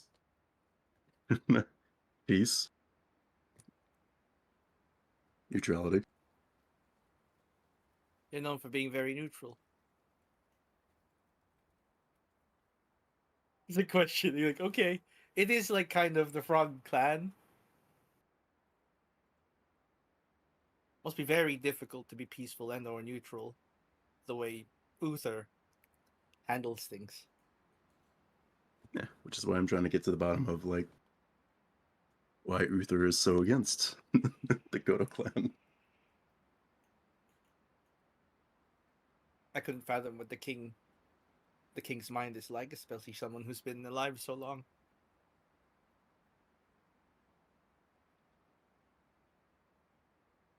Well, I don't mean to be. I don't know. I mean to be like negative or anything like that, but I don't think anyone should live that long. life, life, life, life has a beginning and it has an end. Well, who's the arbiter who decides how long someone should live, I suppose? The dragons live a very long time. It's true, but they're like social. They're social. They're social. God, there's the Dragons? social. God, what's the word I'm looking for? Like, dragons is a little bit different. Sure, they live for like thousands of years, but like, people, you gain so many like, relationships over all those years, and then you have to like outlive them. And it's like, I don't know. The longer you live, I don't know. You're more prone to like grow petty, or I don't know. I think living a long time might. You think It's things not. stop It's not good for mattering people. the longer you live? Yeah. It's like losing that childlike wonder the first time, when everything is new. Yeah. It's a terrible shame to be a dirty Ronin, Nara, and I sympathize with you. I never said dirty. Wow. Did I say that? No, that's What did I those are say? Crocus word. You said dirty Ronin. I did, and I said no. I said honorable You Ronin. said you said dirty Ronin. Don't gaslight us I in front of all these witnesses. I'm intrigued. I'm not sure. Certainly, death serves some purpose. It puts an inexorable end to anything that grows too powerful and too evil. But does that justify death for everyone? I know we're talking about something we have no power to change, but is death inherently good because it does a little good? Well, okay. It's natural though. It's like every living thing goes through it, but like also, I don't know. I just think it's too taboo because I believe there's good in everyone, but just from upbringing and what everyone's been exposed to as they live, like some people might have ill intentions or I don't know, have vendettas against. They just make vendettas as they grow older, and like if they have no sight of the end, like they could just devote their entire life, their entire long life, to like creating havoc and chaos for the world. Certainly, I it don't could know. snowball. I see it. I see it. It could also be vice versa. It could also be like a very wise and, you know, decent person that lives a long time. It also could be the opposite. If nothing died, who would staff heaven? True God doesn't need staff. Does heaven need to exist if nobody dies?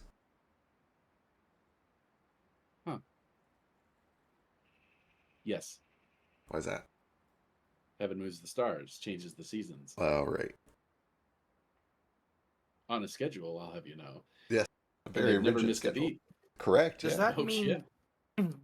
does that mean that heaven runs out of people? Why do they keep needing new staff? Because as the world grows, so too does heaven. The world doesn't grow, does it?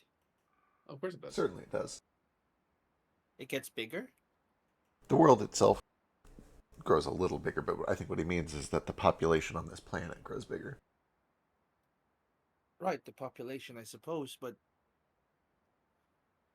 does that Right. mean there are more stars that are made that need turning, that need people to turn it? Not quite the opposite, actually. That's the problem here. I'm trying to connect.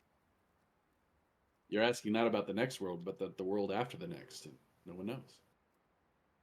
In the interest of avoiding confusion, I disbelieve that heaven is responsible for the movement of the stars, and therefore disbelieve Koaku's reasoning for why heaven must exist if nobody dies. Jupiter, that is literal blasphemy. Yeah, there is only one God. To say otherwise would be blasphemy against Wadakita. There are millions of gods. There are as many gods as there are people. Certainly. Yeah, they're like lesser gods, many lesser ones, but there's one main one. That's true. Suffice to say, all of this is over our heads, and I don't think we're going to be stopping death anytime soon. But it is fun to think about. Literally. It can over our cause heads. quite a lot of death. How do you guys think those giant silkworms feed? Lots of mulberry leaves, I suppose. You think they have giant mulberry trees? No, it's my understanding that they take sugar and mix it into warm water, then soak that into a sponge, and the silkworms lick the sponge. They must have a massive sugarcane farm. Oh, sugar's extracted from all sorts of things, not specifically sugar. We might use sugar cane. Like from honey. In this Do climate, they keep probably beef bees? would be better. Huh. Do Oh yeah, spiders the make insect clan. They would just use honey. Oh, that's fun. I like that a lot.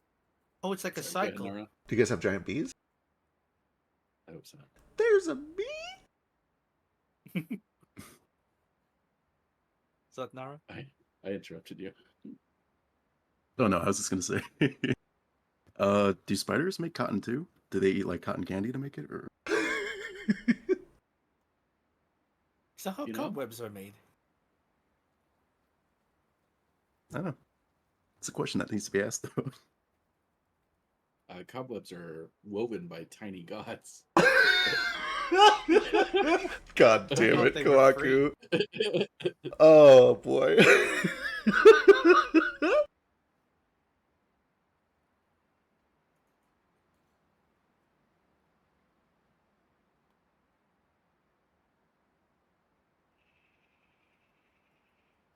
I am describing animism, okay, which is a real yeah. thing, so have some respect. For the record, I love animism. I think it is wonderful and fantastic. But also, I'm very heavily influenced with Jupiter by, like, Northern African culture.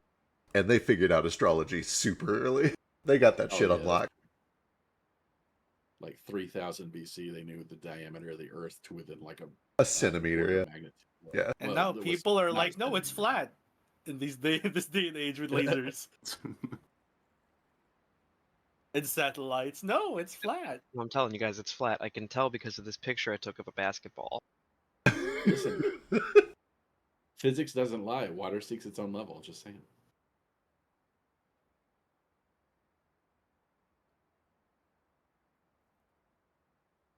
That's funnier if you're familiar with the flat Earth memes. Anyway, You would know about the flat Earth memes, Yeah. wouldn't you? Yeah. true. That's an argument I used to get. Never mind. I don't want to admit that I'm wrong. Biscuit started the flat Earth movement. Everyone, just points I the did finger at him. not. Damn. Fucking outed. It's him. Blame him. You guys think we killed Drake? Drake's dead. Oh, He's trying to I'm- figure out how silk farms work. I miss him. Sorry, I was gonna buy a Foundry Oh, good luck.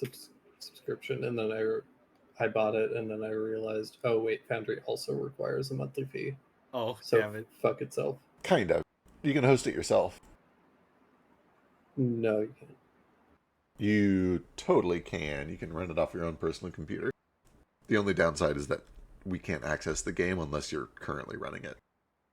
But I think But that's it- how somebody But it does. won't let me make a game. It says that I need a subscription to make a game. Oh well, I'll figure this out. We'll figure it out. It doesn't We'll matter. figure it out. don't worry, Drake. Like vamping for time for the DM is every D&D player's favorite thing to do. That's not a joke. Eventually, you guys are introduced to an avian woman. She is like, she comes in with bright blue feathers. She has this like peacock-like appearance. Wow. But you can tell that she has done up her face with a bunch of like makeup. So there's a bunch of powders in her feathers. So she has bright coloration across her body.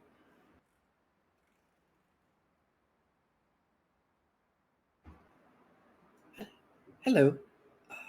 I believe I'm here to escort you to the silk farms and through the Weavers district.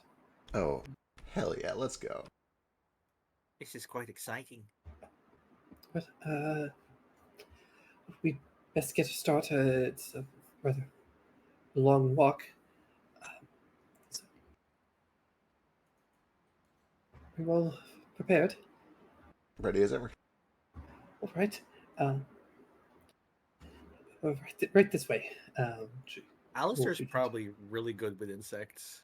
Oh yeah. It's entomology, was it?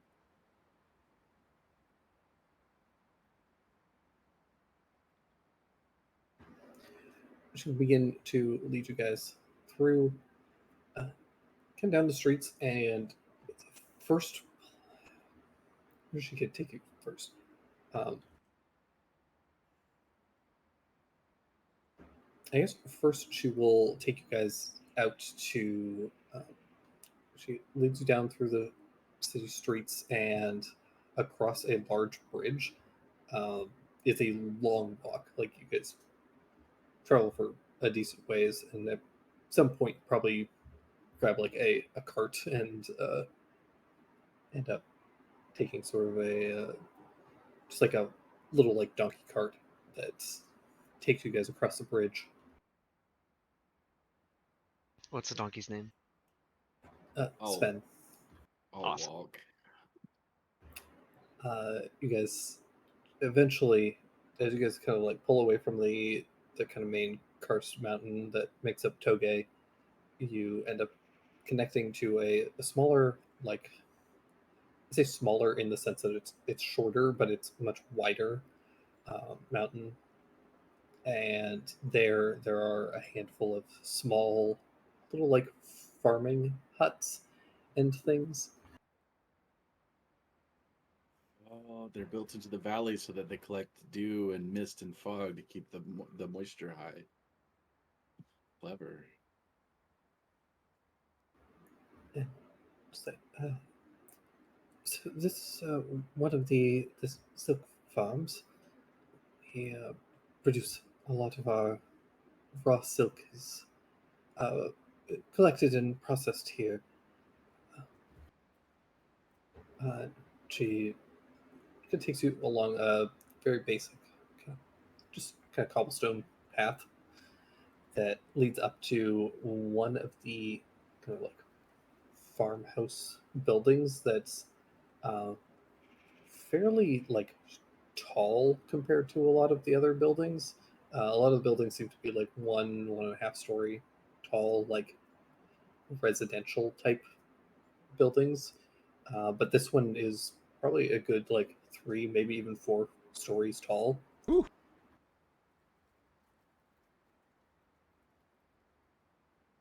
So here's where we do a lot of the processing for any of the spider silk. Oh my god, they do use giant Oh, spiders. the spider silk. And she will knock and a couple of appear to be like 2 teenagers come out. They have cloth masks across the front of their face, and they're wearing fairly like dense, heavy, kind of like padded clothing. Makes sense. Uh, I have some very important guests who are hoping to see the silk process. Would it be all right for us to observe for a few moments? The two of them nod and say, "Yeah, sure, of course, right this way. Just try to keep your voices down. We don't like to start." Be very quiet. I've done this like 5 times. It's awesome.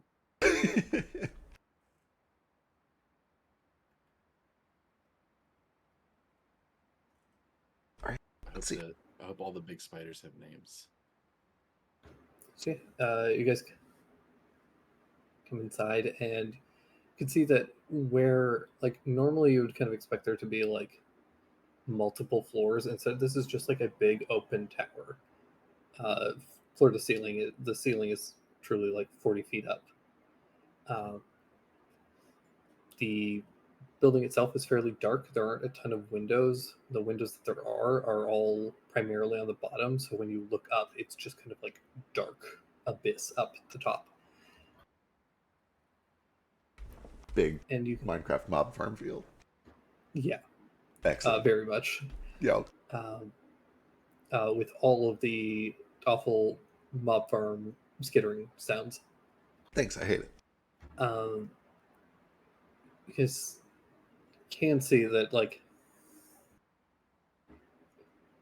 kind of in the center of the tower, kind of near the base, there is, or on the main floor area, there is a kind of like a weird little like stand, almost like a raised platform, where you can see a fairly large, probably like dog-sized spider is currently sitting. Awesome.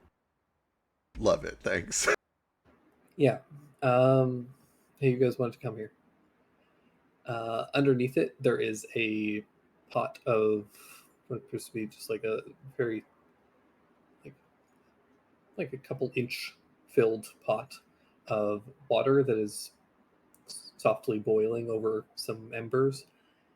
You can see a third person here is currently like pulling out this like thick, sticky silk string and pulling it into the boiling water and then slowly like moving it out.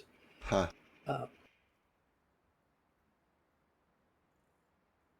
What does boiling do to the silk?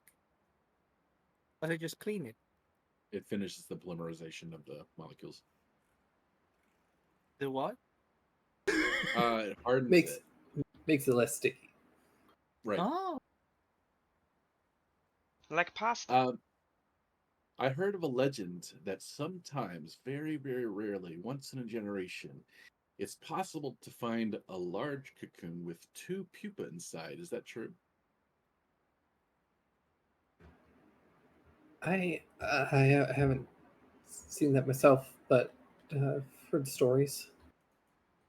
Legend says that if you manage to unravel that large cocoon into both of its individual strands and then reweave 2 cocoons from each one, or 1 cocoon from each, then the 2 matching cocoons held by 2 different people will cause them to become soulbound.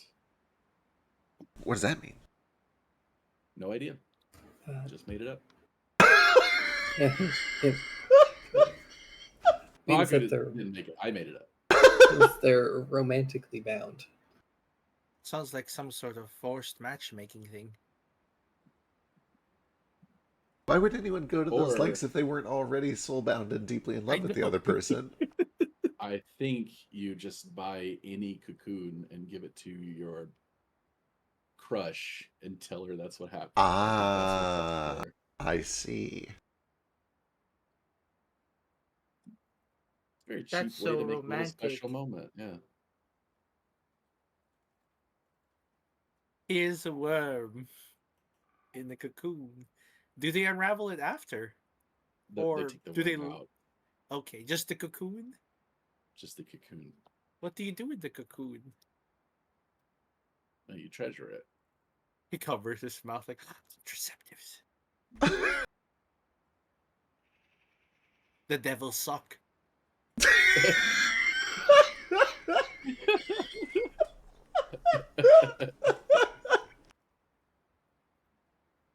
Jesus Christ.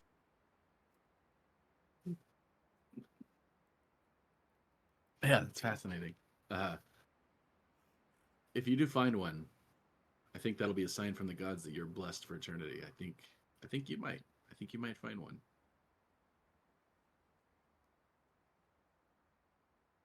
Alistair pulls one out and gives it to Juve. He already had one now.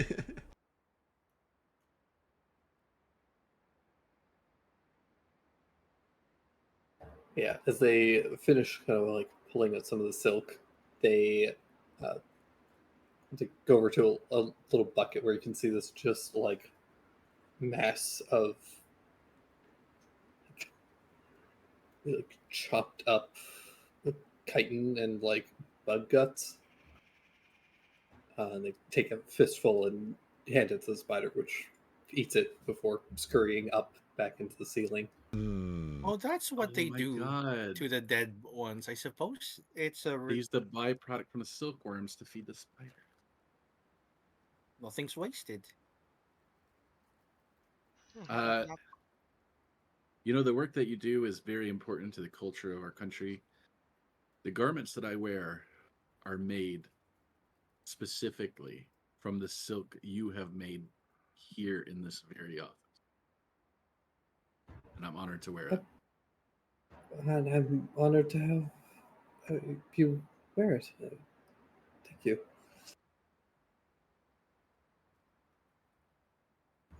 We certainly do our best to only produce the finest materials. At least 10 of your slaves worked for 2 years straight just to fill my travel chests. Well, we're not. We're compensated. That's what I said. You called them I'm slaves. sorry. I'm sorry all these. Oh, I said peasants. I'm Very sorry, gaslighty today, Grog. I'm sorry that all the snails keep rolling down the hills. It's very distracting. Is that the noise they make? Yeah. Perfect. This is a very brief tangent, but do you remember the original Dr. Dolittle movie made in like the 50s or the 60s, right when color movies were like coming out? No. And there was a giant snail that they would go inside of, and inside was like a beautiful like alabaster apartment with windows and furniture and stuff. No. I don't And they remember would go that. in there and they would chill while the giant snail would like kind of drive them around places. That was a great movie. That's pretty fun.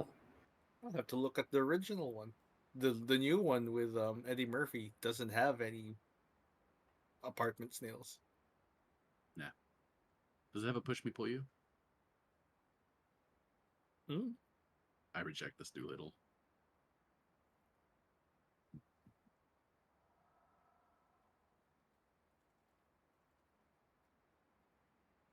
Sorry, carry on. We would love to meet the spiders. Yes, are they compensated? They're fed. I guess that counts.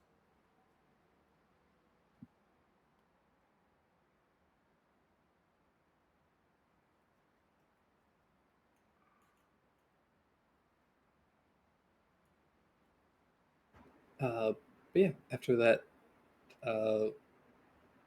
she'll take you guys out, uh, uh, lead you to, so it's not really a field because it's not flat, but essentially a kind of like essentially a tiered area that is broken up into these long strips that stair step down along the side of the mountain, and they are covered in these very broad-leafed plants.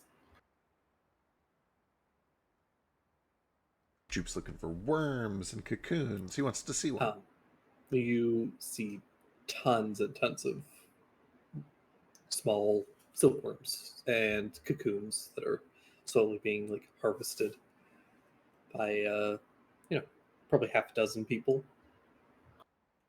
They're regular sized? It seems to be regular sized. Oh, we got to get on that.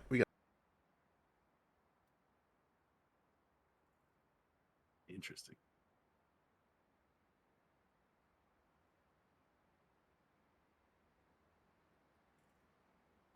So this is where all the silkworms are cultivated. They're beautiful. This whole place is beautiful. Have you guys tried using giant silkworms? Are those a thing? We do have some giant silkworms, though they are harder to cultivate. They take much longer to grow and develop, and their cocooning stages take significantly longer, and they require a much larger food supply. So Interesting. they're less ideal for general purpose silks, at least. And I'm sure the silk is not as delicate. True, it tends to be a little bit more coarse, which has its uses in some situations, but they're less profitable and a little bit harder to harvest in en masse, at least. That makes sense. Worry Wait. not about profit. You work for the pride of your nation. Well, it sounds like finer silk would be more pride-inducing. I think True. Typically, though, as I've mentioned, there is some uses, especially for armors and things. Rope. When people need something that is going to be a little bit more durable, but also still needs to breathe for inclement weather and that sort of thing. Like rope. That makes a lot of sense. Mm-hmm. If you'd like, I could take you down to one of the dire silkworm farms. Oh my god, I'd love that. Especially, does that mean, oh man, are there also dire butterflies? Yes, they do get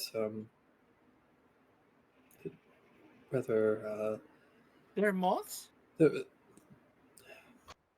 I must warn you that they can be a little not aggressive per se, but aggressive. Aggressive so- butterflies? Well, not in the sense that they're going to attack you, but they are not particularly fearful of people. And you know, when sometimes at night, if you're walking towards some place where there's perhaps a firelight or something, and there's a bunch of moths and they fly into your face, Oh. that tends to happen, but on a Big. much larger scale. That makes sense. They also produce a lot of dust, and if any of you are allergic, apologies, you may want to sit this one out. I wonder if the giant moths, rather than producing tiny microscopic moth dust, which are the scales from its wings, Right. I wonder if they produce large scales from its wings. And if they do, they must be beautiful and iridescent, right? They do, and they get everywhere. Oh my goodness. We've got to collect some for Alistair. He'll Right. want to incorporate that new garment. For sure. There's got to be something we can do with them. Well, Fantasy sequins.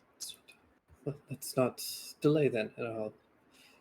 To take you down the side of the mountain. It's a bit of a harder climb. You have to kind of like wind down a fairly steep path that goes down into the valleys.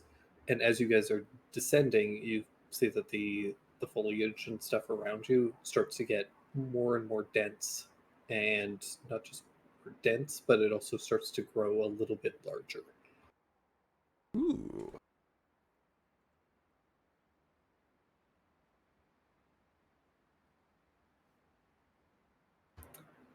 Eventually, 30, 45 minutes go by, and you guys eventually come to a little bit of a plateau where you can see that there's a small farmhouse and a handful of these, like, not a handful, but a field size of these, like, very large, almost like giant, like, milkweed type plants. If on the way we passed by any berries, I'm gonna snag one and I am willing to roll the dice on this. Hell yeah. Yeah, go for it. Give me a nature check. Crud. Oh no. That doesn't mean it's poison. It just means I don't know if it's poison. Right. Yeah. You try it. It's definitely not ripe. It's pretty bad. Isn't enough to make you sick, but it is enough to make you, like, kind of immediately regret the decision. Oh, my tongue is numb. Are you eating that? I love my tongue. It'll go away in a minute. Kohaku. You can't just eat berries you find. I can eat anything I want.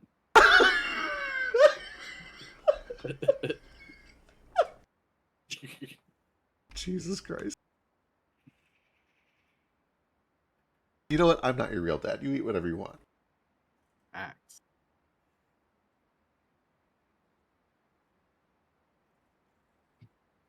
Oh, but yeah, let's see these dire moths. That sounds awesome. I'm keeping an eye out for scales. How many If they're insects big are you enough- adding to your wild shapes? Well, I've got giant spider, giant snail. silkworm, giant snail. I have giant moth. Maybe, hopefully. If they're big enough to ride, I want one. Give me a perception check, I guess. Oh, hell yeah. Let's go.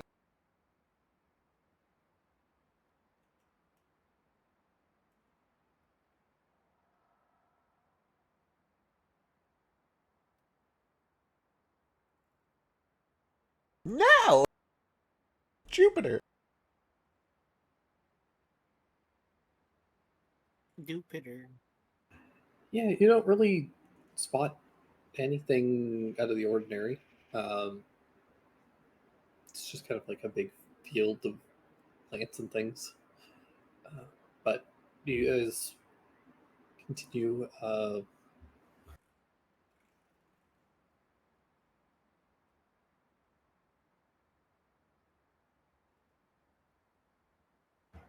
Makia will kind of lead you through what is clearly like a path that is cut through this field of plants, clearly for the like farmers to travel through. Though, in spite of it being a path that is fairly well worn, you can see that a lot of the plants still like kind of droop into the pathway, and you guys have to kind of push them out of the way to make your way through. Right.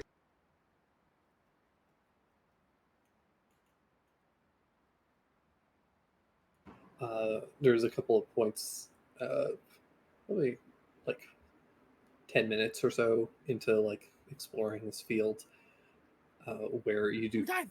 finally see sheesh.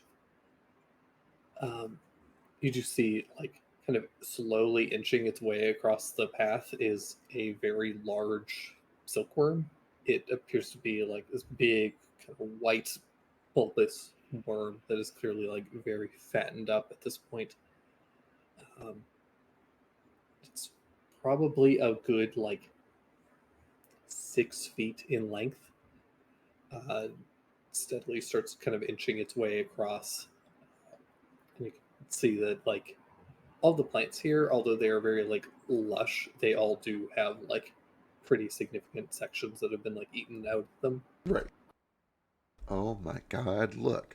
There's one of them. And everyone, if you look to your left, you'll see Barnaby. Barnaby, the giant silk moth. Hello, Barnaby. Are you ready to go into your cocoon yet? So you can tell the difference between a butterfly and a moth larva by taking a look at its legs. A moth only has legs on the first few segments of its body, and the last are totally wormy, whereas a butterfly caterpillar has legs on all of its segments. You know, they're really Fantastic. cute when they're little, but that thing's kind of gross. It gets so Look much at grosser it. when you get bigger. Oh, they're so gross. Atropos, Yeah. look. Did you look like this when you were very, very small? I sure hope not. I don't know how baby dreams look like. We're typically not very. We don't have a ton of physical form. Our form is typically fairly amorphous.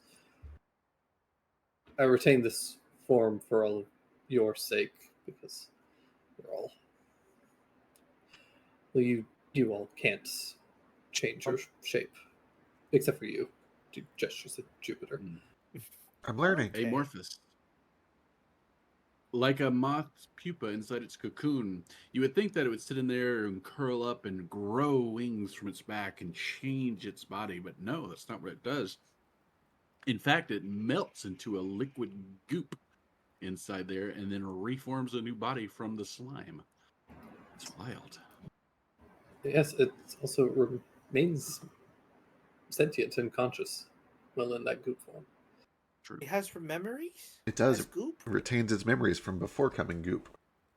Here's the wild thing. No one knows how. There's no way Jupiter knows any of this, but I do, and it's fucking fascinating. This would be known by silk farmers, right? You can cut open up. Oh, yeah. Yeah. It'd be known You're that not a they. silk farmer, though. It'd be known that they turned to goop. I don't know if they would have known that they keep memories from their. Oh yeah, then they wouldn't. Right. That's what science is. That's determined recent recently. science. Yeah. And Yeah. in fact, I'm sure it would be some kind of it would make its way into folklore, right? There's something poetic about a creature that goes into its cocoon, dies in the cocoon, and is reborn as something more beautiful. Oh, yeah. It's a And is symbol still for afraid of frogs. reincarnation. Yeah, terrified. I wish putting myself into a soup coma would make me better, but it always just hurts. What's your favorite soup, Coma? Gazpacho. Tomato. I could just lay in it all day. The cool tomato one, right? That's gazpacho. Yeah. It feels great on the scales. I shall have to try it sometime.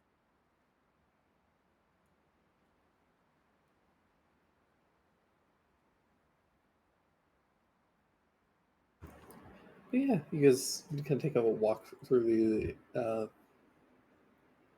the field. Eventually, you do kind of come across a point where where you do see like lodged underneath one of these plants is a like big, what kind of looks like just a weird cotton ball that's been stuck to the underside of this plant. You see one of the farmers is like carefully, or I guess two of the farmers are carefully like prying it off together and loading it into a cart. Oh, look, there it is. There's the silk. Or the cocoon, anyway.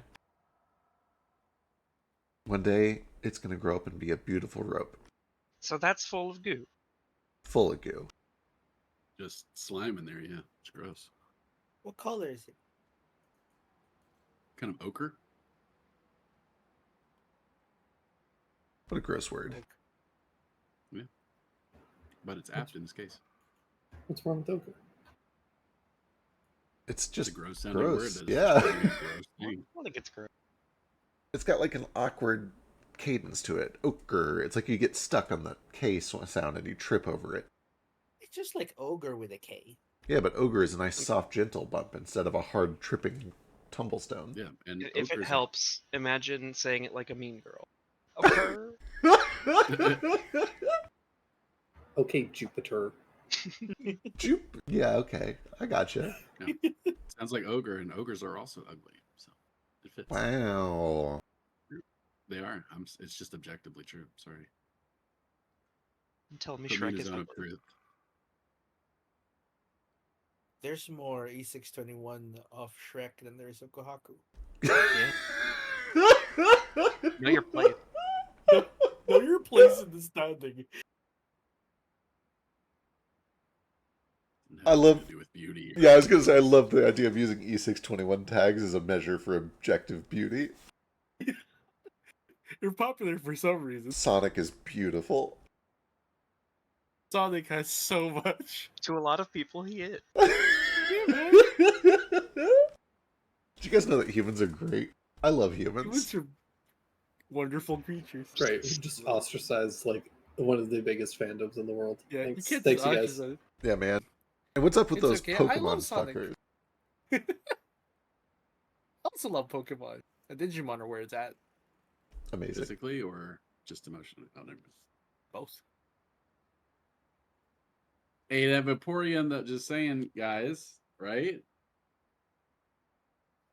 But it probably No. smells like fish. That turns me off.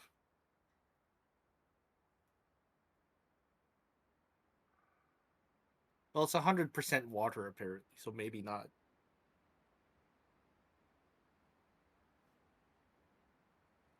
My favorite Pokemon is Trubbish Trevor Yeah, is fun. Almost enough. because he's cute and no one loves him, so I love him. Makes Good. sense. You can keep all the rubbish yourself. I love will. Trubbish too. I do too. We He's have- cute. He is cute. They're very Almost enough icons here to make our own Pokemon from them. True. I think my favorite Pokemon might be Gabite. Oh, it's just a Gabite. head. Just an It's like a- awkward little head guy. He's just a bitey little ball. I love it. cute. You're right. There are enough NPCs here that I could start my own gotcha game. Yeah, you can make a good. You, wait, you I should know. start putting the stars and rank systems on them. Like which one's an S rank, which one's 5 stars. How many stars is Dr. Beppis Grimsby, Trade? Oh, he's a 1-star. Yeah, he's a 1-star. Yeah. Maybe a 2-star. There's like when you start, you get 3 packs to pick from, and he comes in 2 of them. So like, it's Yeah. whatever. At Good least. Who's the highest like specialty rarity here? Crimson Knight Talon. Oh my gosh, yeah, that sounds. Yeah, it's for sure. Oh yeah, they do have like the alternate ones too. You got regular Talon and you got Crimson Knight Talon. Probably Rin. is up Cersei, there. yeah. Yeah. Cersei. Rin, Cersei, Right? Ichiro. The various color queens. I feel like the queens are the second tier, right? Yeah. They might be. But Red Queen has a different form, and I assume White Queen also does. So maybe the different form is like S Yeah. tier. Yeah, Ishida and like his demon spider form Ishida probably also like A tier to Yeah. S tier. Goblet is literally the sexiest icon anyone's ever drawn in the history of ever. Is it because they're hiding like part of their face? It just works. I don't know why, it just works. It's It real do. good, Drake. Anybody else find it Thank you. weird that He also people got a choker Tankard's right there, dude. True. for Philo. Tankard's for Philo. Goblets for Biscuit. Anyone else find it weird that people make games where like 80% of the characters are bad and you don't use them? Like it just feels like a complete waste of time. Like why would you develop those characters that nobody can use? No, it's not weird. It's capitalism. Surely the capitalist outcome is to not waste effort on things that the players don't benefit from. For what? Gotcha. Yeah, So you're if you're a gotcha game, so you're creating your own miniature economy. So you need to control supply and demand. If you have only good characters, then it's really difficult to control. But if you have a few good characters, a lot of crappy ones, then it's very easy to control Sure, demand. sure. Yeah. You got to have your Shark Minnow. It just feels weird. It's like, I don't know. It just doesn't. It doesn't seem efficient. Oh no, it's the padding. People have to keep getting those when they're drawing randoms. That's Right. how they get the money. Right. Of course. It's not that they don't use them. Like, yeah, it matters that they don't use them, but they start with them. But you need the randoms. Right. It You just gotta feels. gamble for them. It feels like there's got to be a better way than developing 80% of the characters with full artwork, full animation, full audio, full gameplay and mechanic, and then you never touch them because they're not top tier. Like they never get used. Yeah, right. That's the sad thing. Well, there are some gotcha games where like you can upgrade the first ones into better ones. So they keep the artwork, but they have better stats. But not all Right. of them are like that. This doesn't just apply to gotcha games. Like even Pokemon. I think it's weird that 80% of the Pokemon that exist are useless. But at least with Well- Pokemon, they're not doing full animation sets and audio. Like it's much easier to make a garbage filler Pokemon than it is to make a garbage filler like gotcha character. No, not now. Can we make a Wake of the Fallen Moon gotcha? You have no idea how tempted I am to make a gotcha game. A VN? Anyways, you guys get to you see your silkworm Jupiter. You can add giant silkworm to your Hell yeah. druid list. The pupa form, or you get a metapod form? I Both. can I become goo? Hell yeah. Reject Yeah, if you wanna reality, have a become goo. If you want a metapod form, you can. There are 3 twins here. We got Toma and Tama. We got Mary and Marion. I don't know if they're twins. And we've got Dum and D. Just realized. Sure.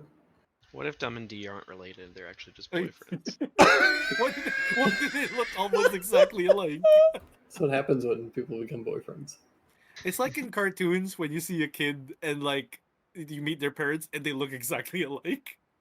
Like, why do they look like each other? That's not how parents work. I mean, it makes more sense than partners. You do, I know this is going to come as a shock, you do generally look pretty much like your parents. What? No, I mean your parents look like each other. Oh, yeah, that's wild. Yeah, that's crazy. Like they look like they're siblings more than like different people. That's the cartoon logic.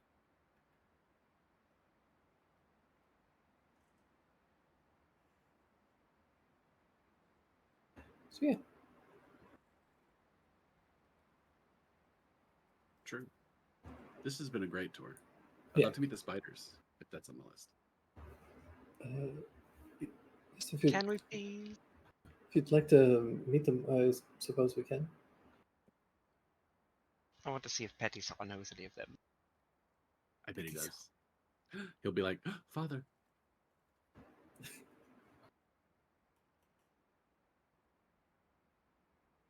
Papa.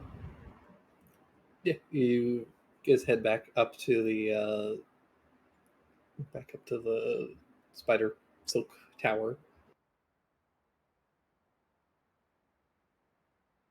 All right, we're looking for a giant spider with 4 monocles on his face.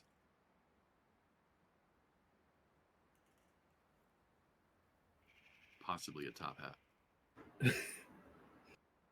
They unfortunately don't have any one with 4 monocles and a top hat. They do have one that does have like a missing eye. In an eye patch? Doesn't have an eye patch. Aw. Really missed opportunity. True. Could make such a pretty silk one. Could He- have a Just never Touching kept it moment. on. between Petty Saw and his father.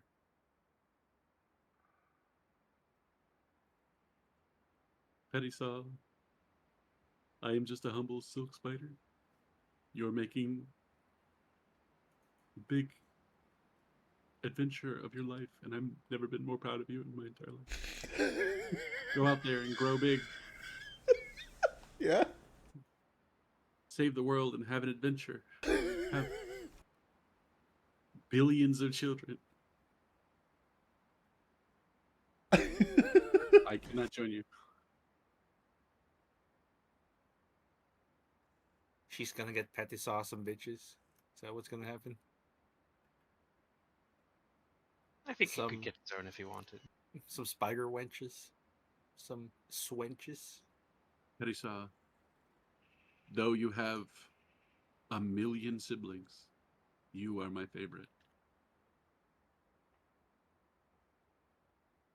And the one I'm most proud of. You guys remember that Petty Saw is like a god, right? Oh yeah, I do. Okay. Yeah. No, we don't. Do we not? Oh, Yeah, I think- right, we don't. I think we Oh actually my god. we did manage to remember it in character, didn't we? Somehow? Yeah, you do. Oh, okay. We're just supposed to not We're talk sworn about to it. secrecy. We get Petty saw that's pussy. No. Say spussy? Spussy. Maybe. Yeah, Who taught you these words? spinnerets. Spussy is the scientific term for spinnerets, or the colloquial term. Gonna get Petty Saw a bunch of hot little spider girls so he can arachnut. Oh my god. Oh, She gets a god, Nara gets a dragon, Stein gets a spirit of whatever. Dreams. What do I get? What do I get? you got a cool name sword. You know, Gen- something you could use. You also get generational wealth. That Thanks. too. That's right. You get prestige and pretension. You got that noble privilege. And also a snail, maybe, if you want to pick one up. Listen, in my And also a shard of a magical artifact that names Okay, you okay. king of this country. That you're denying. in Hello. my belief system, I was born rich because I earned it in a previous life. You're poor. On you.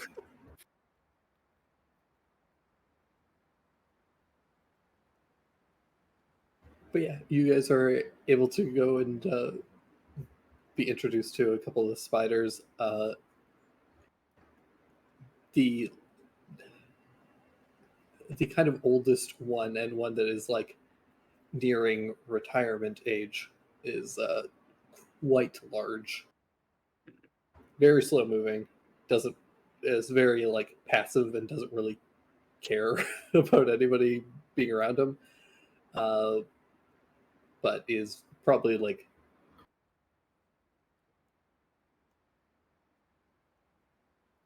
I would say he's about the size of like a punch buggy.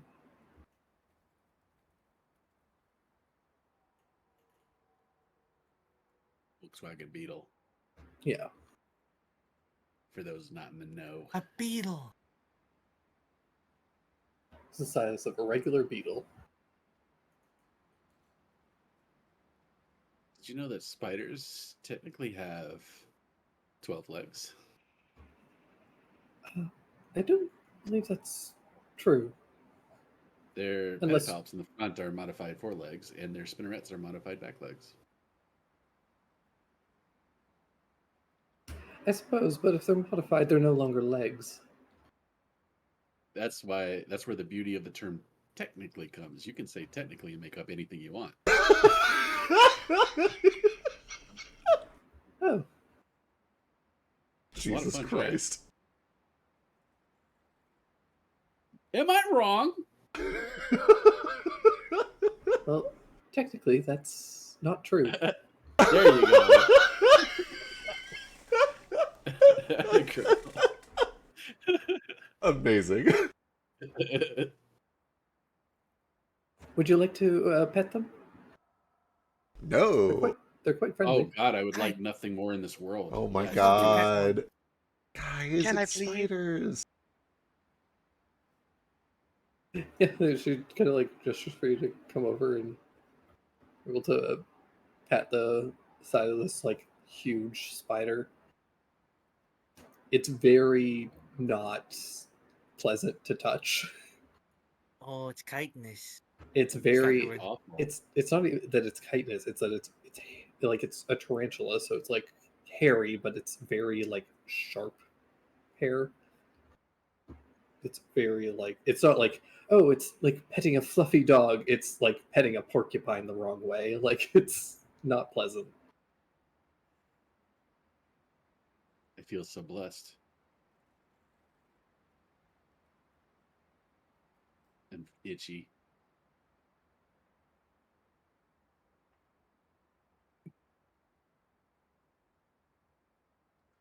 I don't like it. I don't like it one bit. It's got too many eyes. It's too big. It's too fuzzy, but not fuzzy in a fun way. What's fuzzy in a fun way? They are quite coarse. I don't know. Not these things. Allie? It's like soft, Allie's- thick, Yeah, Ellie's pretty soft. not bristly. I don't know why you picked Allie as your example of soft fur. I'm sort of right here. I'm famous for being very soft. Let me feel. He's quite literally a not have it. hair. Yeah, the follicles on a rabbit are innately different from the follicles, the hair follicles on other species, because they are hinged, which means they like sort of flow in both directions, which makes it. What's very a soft. follicle? Well, aren't you just full of fun facts? Technically, I am, and you know what? I wanna see She's the doing giant it bees. again. technically, you're very soft too. Thank you. You know, he may have a point. I mean, I've never heard of anybody's wearing cat fur, but rabbit fur is a commodity. Exactly. In Never heard the desperate phrase- times, I would skin you and wear you for warmth, Kohaku. Oh, that's so You sweet. ever heard the phrase "as soft as a bunny's balls"? No, I've I've never heard that. Yeah, it's real. Is it true that Definitely you real. have lucky feet, though? Just the left one. What's wrong with the other one? Well, the lucky one's the one on the side that your heart's on. Oh, so the one on the other side doesn't have that much luck. Yeah, it's less lucky. Hmm. I've heard it's the one that's still attached is the lucky one. Oh, interesting.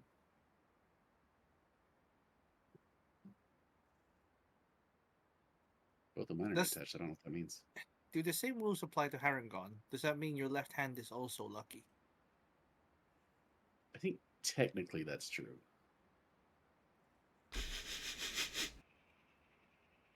This technically bit is never going to get old.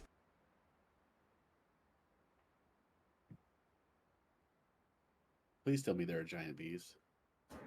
There are. We don't have any over on this mountain. Well, I mean, not being cultivated, at least. There are some naturally, I'm sure, but yes, there are several meaderies and apiaries on some of the other farming districts. Well, we don't have to tour that today, but we should certainly tour that before we leave. It'll be a shame if Alistair later won't be able to cuddle with that giant cuddly bee. Of course. I'd love to see a giant bee. I'd be happy to show you around more of the area. What does giant bee honey taste like?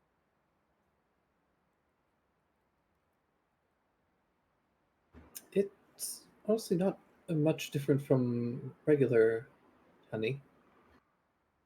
I imagine the honeycombs must be big. Yeah, yeah, yeah. I don't get this reference. What is this? Really? No, what is it? Sorry, was this a song reference? Is it the cereal? Yeah. Oh, okay. Like honey nut cereal? Is that what it's called? No, it was Honeycomb. Honeycomb? before Honeycomb introduced that creepy mascot. They had a jingle. It was like Honeycomb's big. Yeah, yeah, yeah. It's nuts. Never mind. How do I not remember this? What? It's because Philo's an old soul. I'm an old soul and I don't remember No. this. No, you're an old man. Damn. There's a spiritual difference. Roasted for free over here. You're an old man. You have like a Dude. mortgage. Do you normally pay to get roasted? Sometimes. Is he?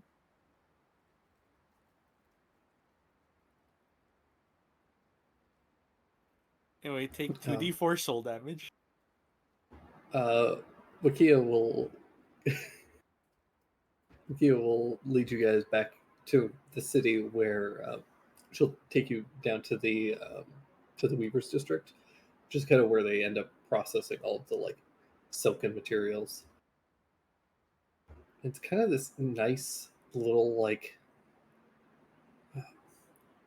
there's the kind of like exterior kind of pathway that kind of wraps around the mountain, and then there's all the kind of buildings that are kind of butted up against it, and there's a alleyway between a couple of buildings that cuts into the mountain a little bit, kind of in this like natural kind of cleft, and against the sides of those mountains and or the sides of the kind of cleft, there are a couple of small buildings. Is kind of generous. They're all kind of like open air structures, but you can see these like huge sections of like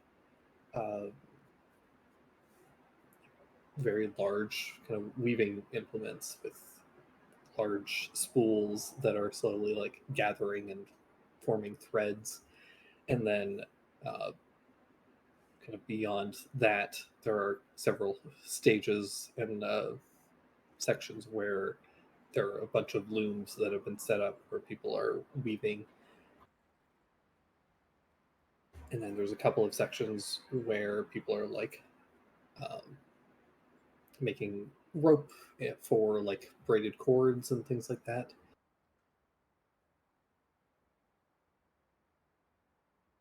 It's so fancy. It's very loud. There's a lot of people here, and there's a lot of like, it's not like heavy machinery, but there's a lot of machines kind of moving into at the same time. So you have the like loud clacking of the loom as the threads are pulled tight and all of that, and the spinning of the spools and threads and various people talking. It's all kind of like echoing in this kind of hidden little like cleft in the mountain. So this is where all of our silk is processed and refined into cords and bolts of silk, and then there it is then typically transported to be either dyed or further refined elsewhere.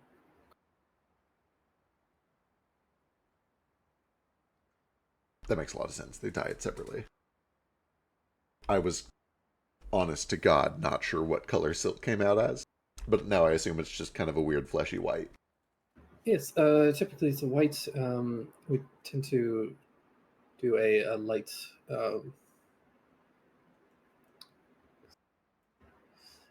I guess they wouldn't like bleach it, but they do some kind of like a soft chemical treatment to remove some of the impurities and stuff that just like naturally happens. Clean out all of the goop and that sort of thing. Goop is a fun word. Hey, goopitter. No. Hey, you have a metapod form. Like it could be that could True. we could name it. That's your Now we have a metapod name form. for it. That's what I mean. Goopitter. Goopiter. He's in there being all goop. Don't make fun of my goop stage. He's in there right now being goop. Mom, it's just a phase.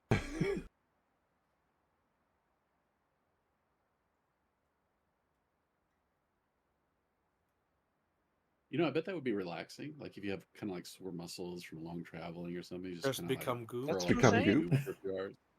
Might be onto something, actually. I tell you, my end goal for every D&D character is to just have a water form. I haven't gotten there with Sheesh yet. I don't know if you might. Maybe you will. Who knows? If you just lay in water long enough, you'll become one with it.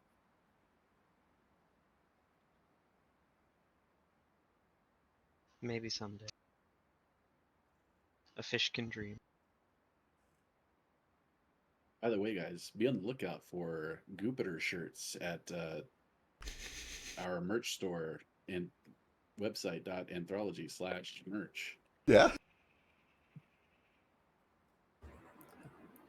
Yep, coming in somewhere between 5 years and never.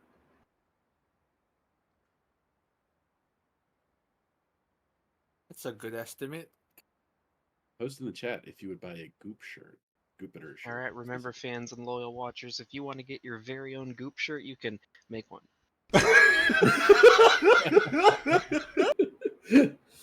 And make sure to check out the Goopiter OnlyFans. Link Oh, in Discord. jeez. But yeah, do you guys have anything else you want to do while you're kind of wandering around town? Not unless there are I'd like to giant pick bees up, somewhere. well, that's for later. We can go there. Oh later. yeah, we gotta save for Allie. That makes sense. any cool But yeah, tchotchke I mean, shops? obviously, yeah, we want to go check out some tchotchkes, Tchotchke shops, magical knickknacks, that sort of souvenirs, thing. yeah, What's a little tchotchke? glass figures for our menagerie. Oh, a tchotchke's like a knickknack. Yeah, Oh, so these are all synonyms for knickknack. Yeah. Okay. patty whack, give a dog a bone.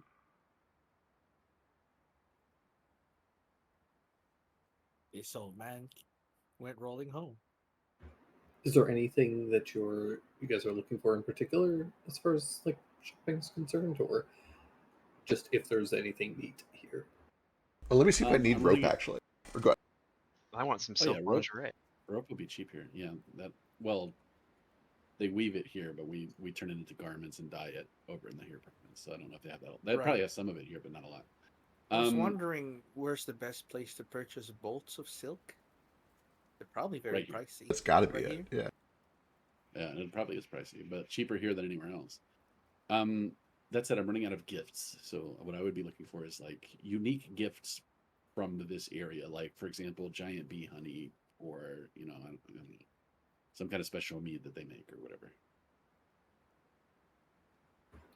Yeah, you can absolutely find some special honey from the region. Special.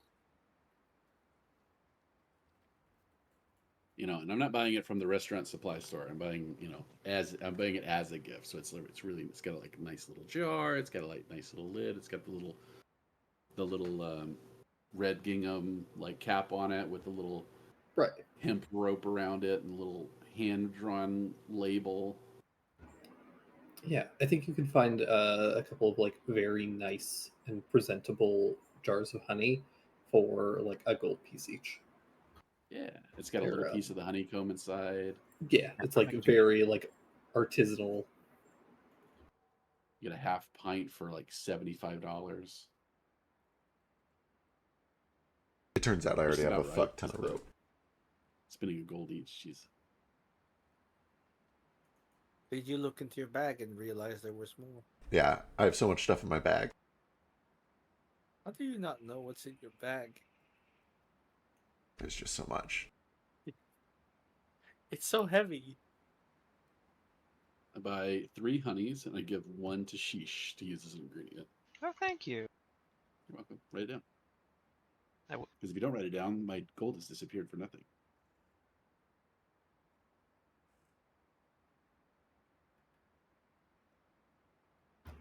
You guys can buy a yard of silk for 4 gold pieces each. That seems cheap. It's a yard a lot. It's 3. Yeah. Yeah. I It's about Frisk don't just- actually know how to do any sewing, so I'm not sure if that's a lot. It's not a ton. It kind of depends on what you're making. Yeah, I could make. I don't know if that's enough to make like a shirt. It's enough to make like Pants 5 under- fundoshis Yeah, it's enough to make fundoshis, but that's just cutting it into like lengths. strips. Yeah. Make us matching underwear. You would probably want to buy a couple yards, a couple square yards. Okay, I'll do a couple. You say like 4 of them? Yeah, probably like Couples? that. 4, 8, 12. It is 16. probably raw silk, I would imagine. Yeah, Yeah, so we'll have to like dye it ourselves. Right. What's the process of dyeing silk? I'll have to ask someone and learn. It's exactly the way you would think it goes. There's not really a trick to it. You dip it in a vat of colorful water and then it comes out that color, kind of. That sounds simple enough. There's a little bit more to it. There might be a different way to treat silk. I know how to care for silk. I don't know how it's made or how it's maintained, like created. Rather.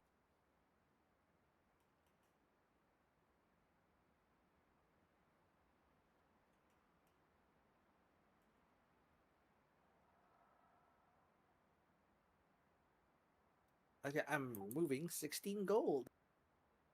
Perfect.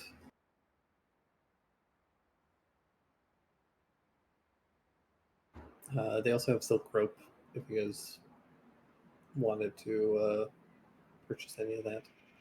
I have a ton of that. I have a ton too. I'll buy Can't borrow more. it, though.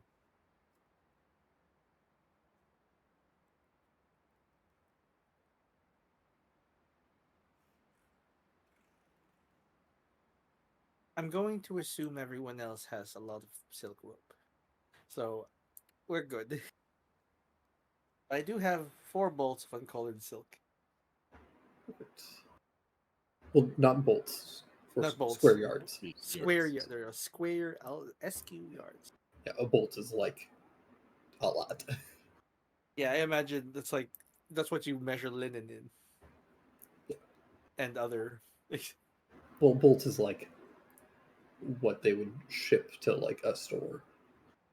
Ah. Yeah, I bought It's a what lot. happens if you take a yard of silk and wrap it around a cylinder until it's a foot thick. Then that's a bolt. It's a lot.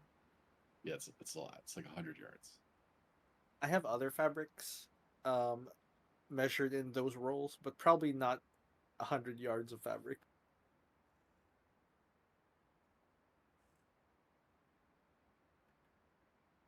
I have felts and stuffing for making plushies with.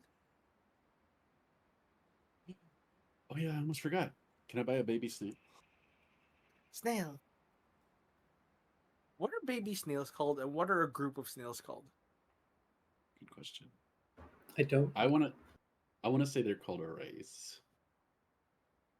A race of snails. That would be fun. That's pretty cute.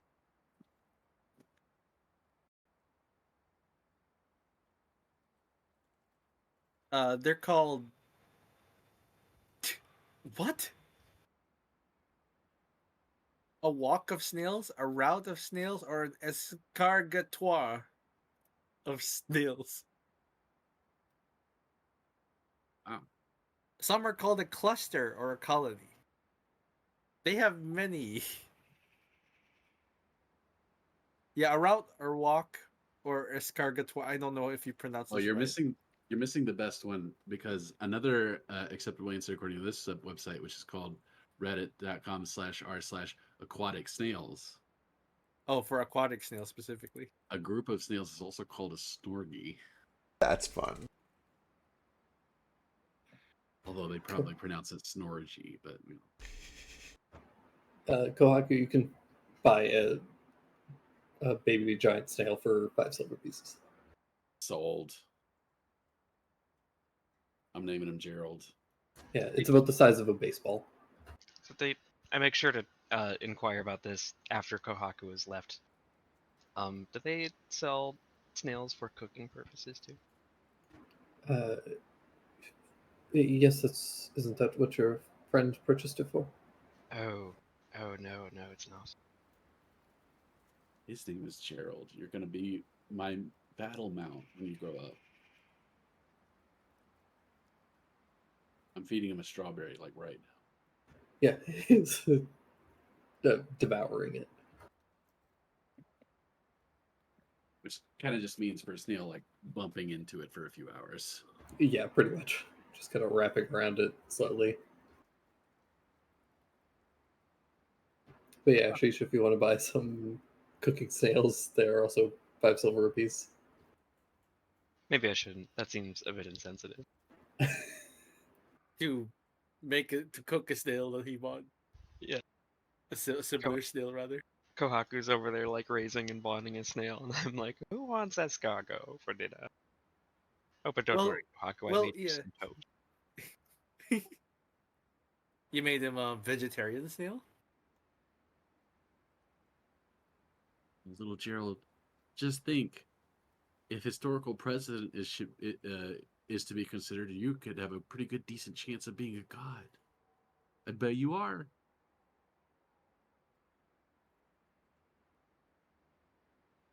I'm glad Kohaku got his snail. He looks so much happier.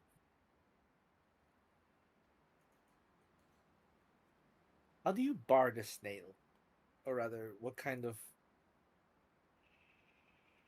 It's called What's- snarting. what's the word I'm looking for? The Snarting. help me. I forgot the things they put in the backs of horses. The word for it. Saddle. Harness, saddle. Yeah, there it goes. Saddle. How do you saddle a snail? Is it just snarting? You snort it with a. A snaddle. Thank you. Oh, he's My brain Make broke me because this it already snurk. started with an S. take me to snurch.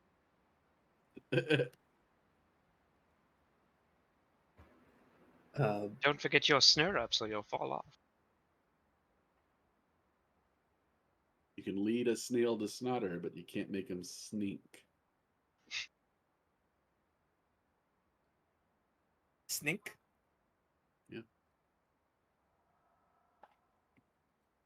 All right. Uh,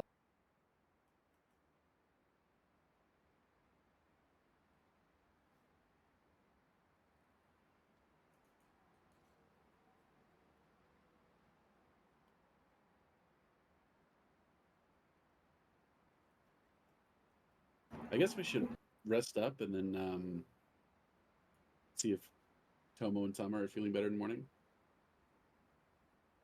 Yeah, they're having a time to rejoin and Mhm. have a reunion. And I suppose talk about what happens next. yeah. You guys head back to the castle. You guys are able to rest for another day.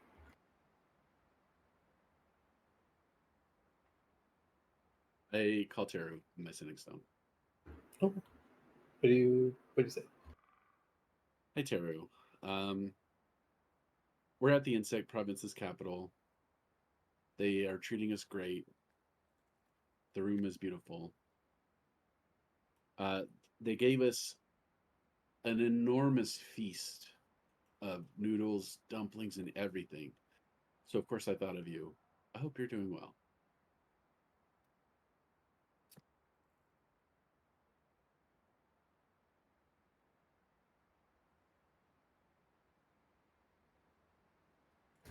Well, hi Kohaku. It's good to hear from you again. Uh, glad you're eating well. Niputani's been feeding me great. We had noodles yesterday too. Glad you're safe.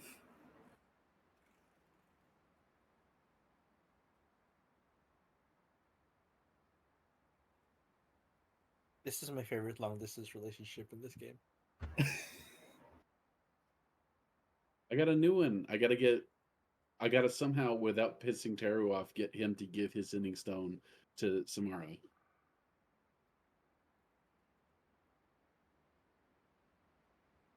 Or you could just get another one and give it her yourself.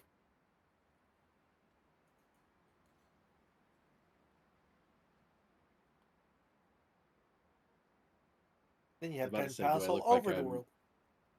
I was about to say, do I look like I'm made out of money? But actually, I feel like if I fell in the water, I would drown at the moment. I'm carrying like 75 pounds of gold. Yeah. If we shake you, you drop so many coins. It's like when Sonic gets hit. Sheesh BRB, but listening. Quick, let's draw attention to him and ask him questions. What's Sheesh doing? What's Jupiter doing? two of them are making out right now. Oh yeah. What are Jupiter and Sheesh doing? What's Ali doing? What's Nara doing? Yeah, what's Nara doing?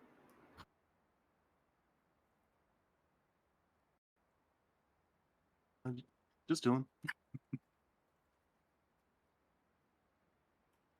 So we had kind of a special moment the other day during our watch. Fireflies came. Yeah, it was something else. It was pretty special. It's beautiful.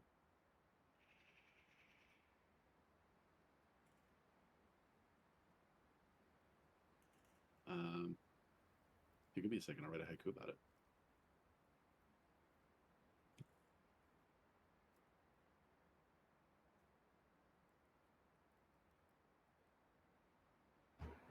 At this point, there's a knock on the door. Wait, can I pause you before without? Sure. I think I've got it. This might not be right. Nara. In twilight's embrace, fireflies dance. Their lights intertwined. Love's flickering glow. Wow. Okay. Door knocking. Hello?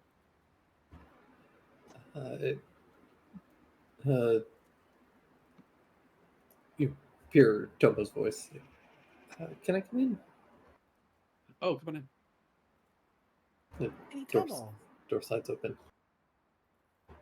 Oh, I'm sorry for being away for so long. I hope you've all been treated well.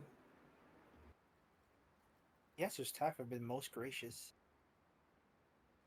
I assume so. I requested an opulent inn room, so I assume that's what we got. It's the best room we had to offer.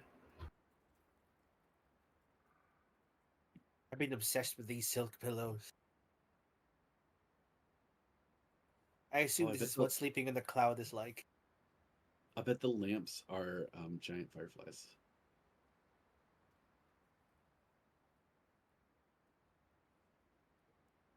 Like, constantly horny. Is there... Did, we had I've been talking with Tama, and we think that it's only fair that we give you all a suitable reward for all that you've done.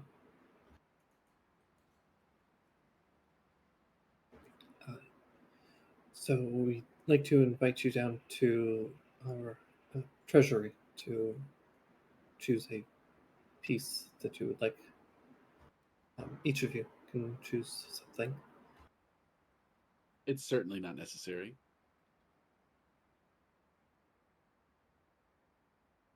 I would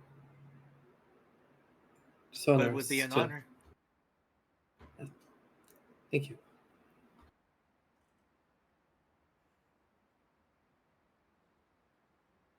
We want to make sure that our debts are paid. The problem is that we don't.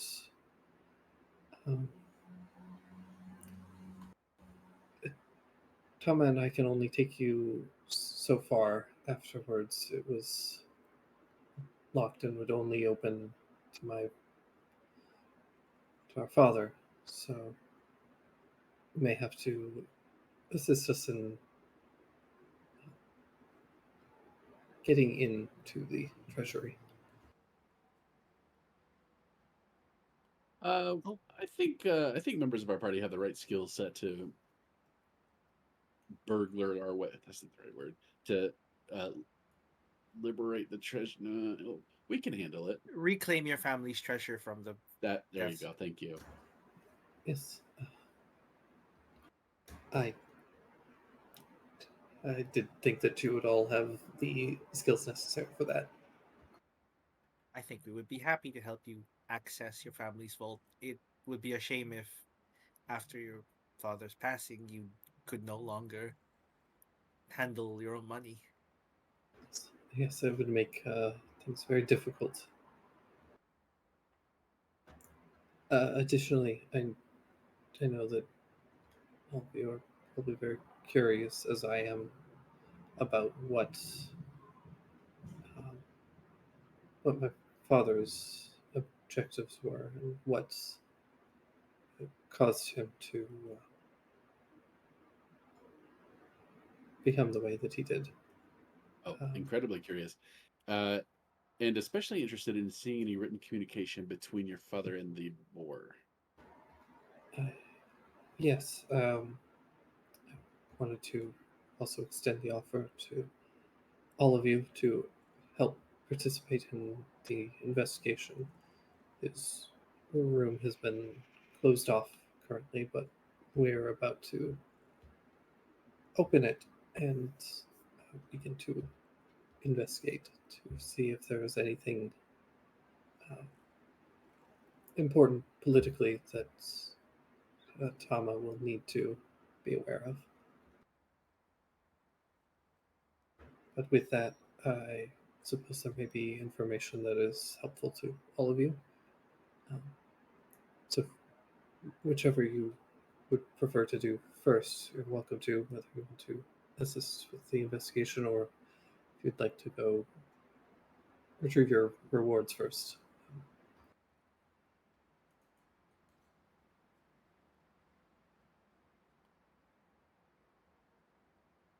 Welcome back. Look to Kahaku. It's kind of up to you. Jupe wants his reward, but doing the investigation I'll- first seems like it would be honorable. I don't really know. Oh, we can split up here. Do the smarty boys want to help with the investigation in the office? Oh, that can't seems read, wise, I yeah. won't be. Yeah, because it doesn't seem like a big thing. Would there be any hazards in the vault that you're aware of? We are aware that it's protected. We were Guarded by a never silk golem. allowed to go too deep into the vaults, only to the first layer. Understood. The vaults are protected magically, so our Tama and I are able to access the first layer, but anything beyond that is would require our father.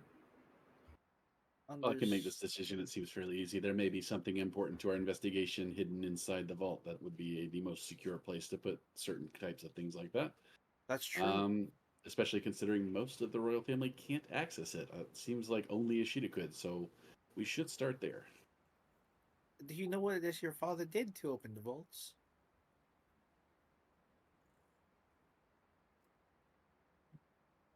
I will give him a roll.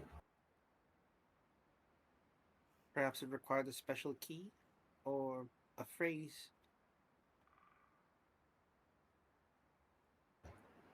I don't recall. We were always told to keep our distance whenever he opened it, and we were never allowed to follow him in. I know he had spoke some kind of a word or phrase, but I could never hear it, and certainly don't remember what it was.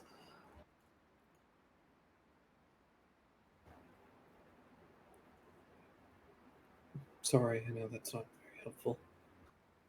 No, that's all right. Magic is a tricky sort of lock. I've trained with locksmiths. I don't know if it's anything vault worthy.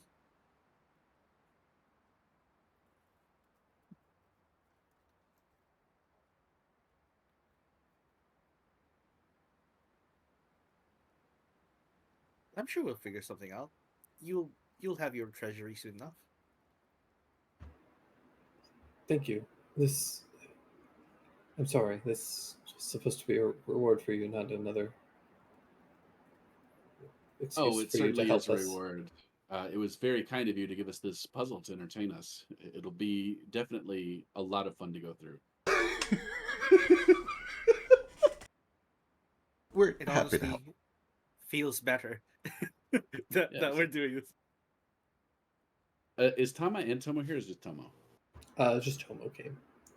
I will gesture toward my bracelet and ask her if she knows what Tama might decide regarding the betrothal.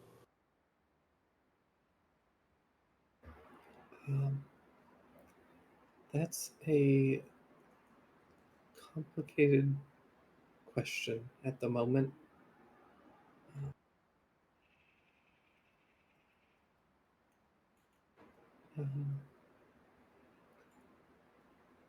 I think if it was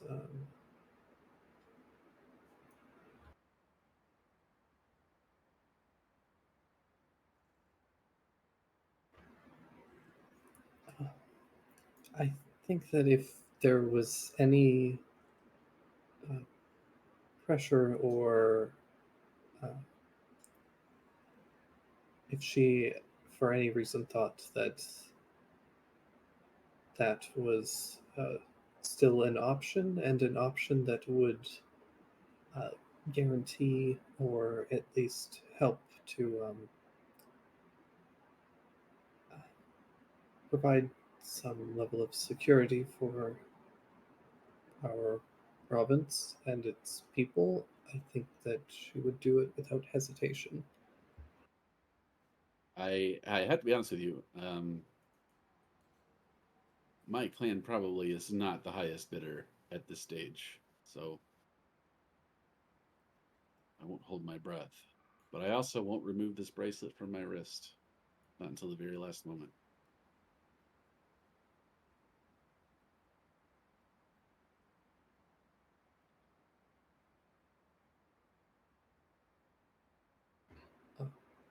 She kind of steps over to you and like there's a moment of kind of hesitation, and then she just gives you a big hug. Oh.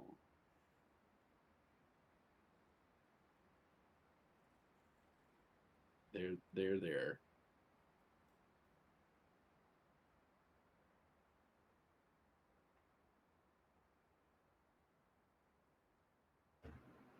I should go just check on Tama. I think she's sleeping at this point, but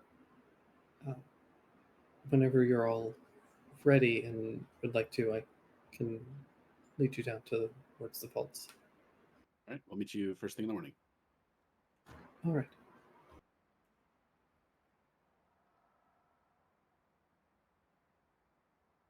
I hope there's a silk golem. Silk golem? Yeah, how sick would that be? Pretty cool.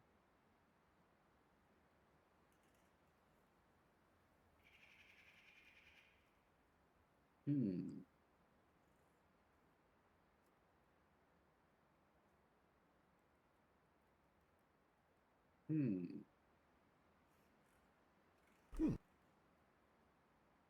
Does our room have a bath?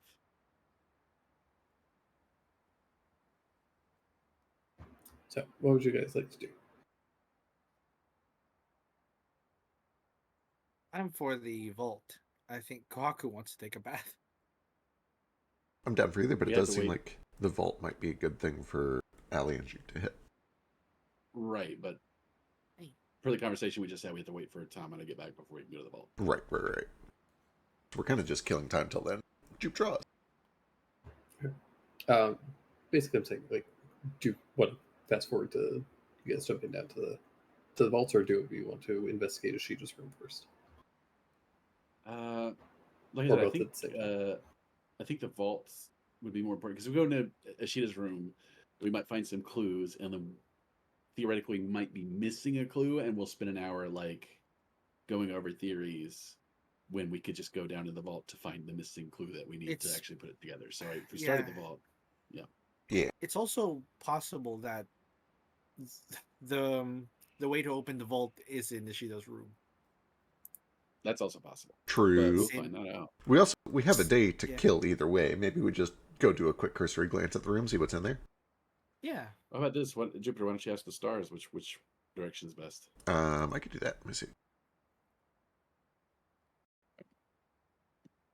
Sure. Yeah, I'll take a little 10-minute augury ritual, and the plan of action is to go check out Ishida's room.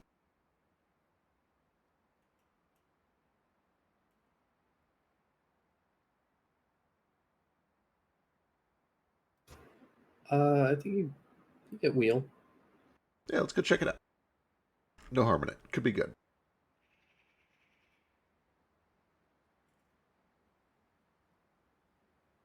All right. Jupiter, are you eating mustard? Yeah. Do you not eat mustard? Actually, put it on something. Jeez. Well, I had some crackers, but I ran out.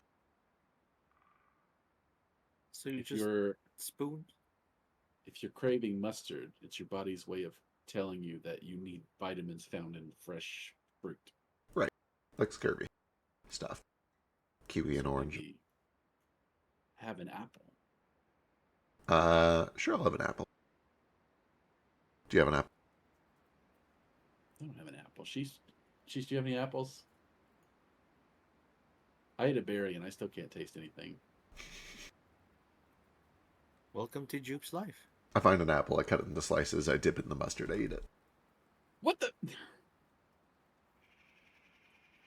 What does that taste like? Low You key, try this one. Mustard. That's probably not bad. I was gonna say, I could see it with like a spicy cheese and a little mustard.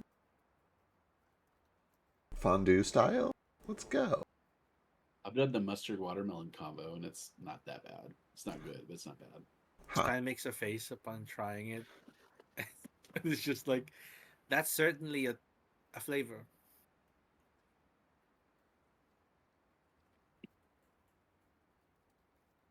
Anyway, once I'm done with my mustard apples, let's go check out the office.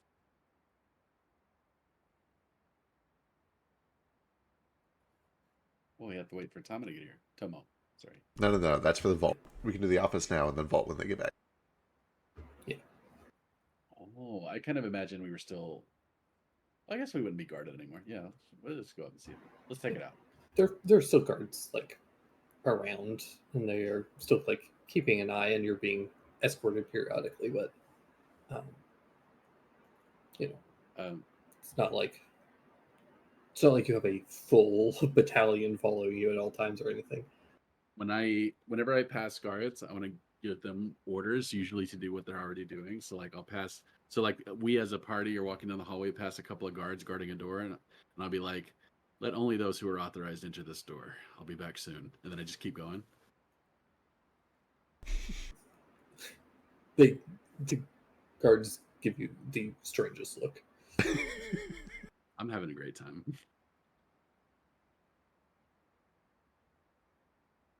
Just internally cringes every time. Just salutes them.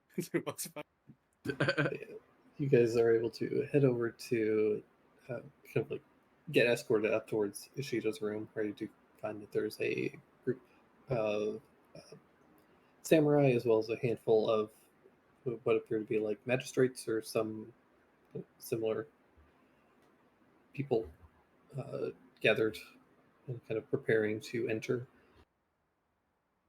Oh, perfect. We're right there's outside. some high class people in here, so I'll introduce myself properly. I'm not gonna go through it, but and I'll basically tell them what they probably already know, which is that we're just gonna look around and see if we can figure out what's going on with Ishida. Of course, Lady Tomo and Lady Tama informed us that you would be assisting, which we appreciate greatly. You all seem to be most experienced with the recent events regarding our Lord. I'm gonna find a nice counter space to put the little snail cage so that Gerald can watch. Oh, it's in a cage. Yeah, it's in a I little would- wooden box. Just with, loose. Like little wooden bars. It's So a he- loose snail. So he doesn't run away. Yeah, I don't want to run away. You have to keep Is him it in like- cage until he loves you, and then he can be out. Yeah, he's got about half a strawberry left. He's having a great time. He doesn't want to leave. Beautiful. He will grow big and strong. So here's the trick: he could get out of the cage easily, but he'd have to take his shell off, and he won't do it because he's too stupid. Snails can take their shells off? Yeah, a snail is a slug with a shell. Technically. Yes. To believe that they grow the shells themselves, I'm not sure they have like hermit crabs. Well, we're just talking in technicalities here, you know. I suppose. Shut up. Yeah, so we're gonna take around. Does anything jump out as suspicious? Well, you guys are standing outside the front door, correct? Yeah, let's go through. Let's go through. Okay. All right, Um, I'll keep watch, I suppose. all right. Are you guys going in first, or do you let the magistrates in? I'm not like. Is there Good. Good. is there a magical door that you have to whisper a secret, sinister word to in the tongue of spiders? You're not sure. You see a sliding paper door. While introductions are happening, Jupiter. Oh wait, detect magic is not a ritual in this campaign, right? True. Shit. Well, then I'll wait until the door's open. Unless I sense magic on the door. You could give me an Arcana check to try and find any sort of glyphs or anything. Jupiter, what are you doing? 13? On 13, you don't see anything, or don't see any markings of magic or arcane make. Cool. Seems like a pretty regular door. There's a little bit of a locking mechanism, but that's it. That being the case, Jupiter doesn't really care who goes in first. He just kind of follows the flow of traffic. All right.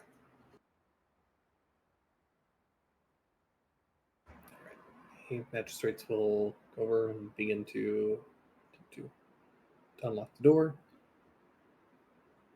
Slides open.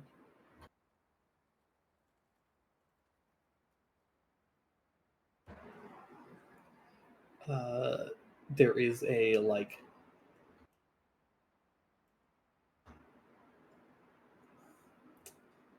what's everybody's passive perception? Bajillion. 20. Currently Good question. 27. Is visual or audio? Audio. Oh, so audio. Less. It's 22. 16. Only because I've got the eyes of eagle.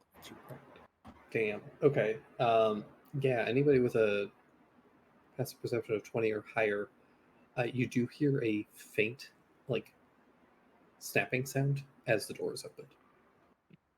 I grab whoever is closest and I pull them back. Same. Two of you grab them, pull them back, and expecting some kind of a trap to have triggered, and there doesn't seem to have been anything. There, Nothing, Ah. What was nothing that? happens. at the very least, it was threaded so we could tell when people entered and exited. Maybe more. We should be careful. Could I Yeah. inspect and see what was at snap? Yeah, absolutely. Give me a perception or investigation.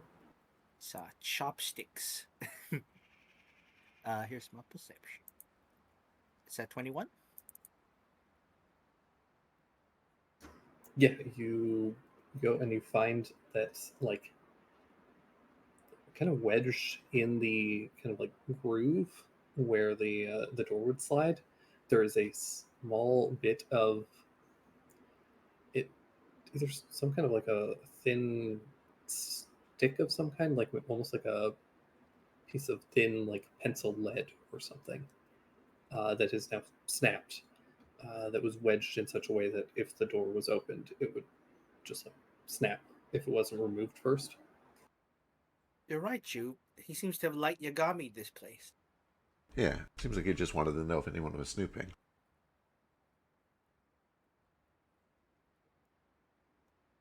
Well, just to be safe. And once we can see into the room is when I will go ahead and cast Detect Magic for 10 minutes.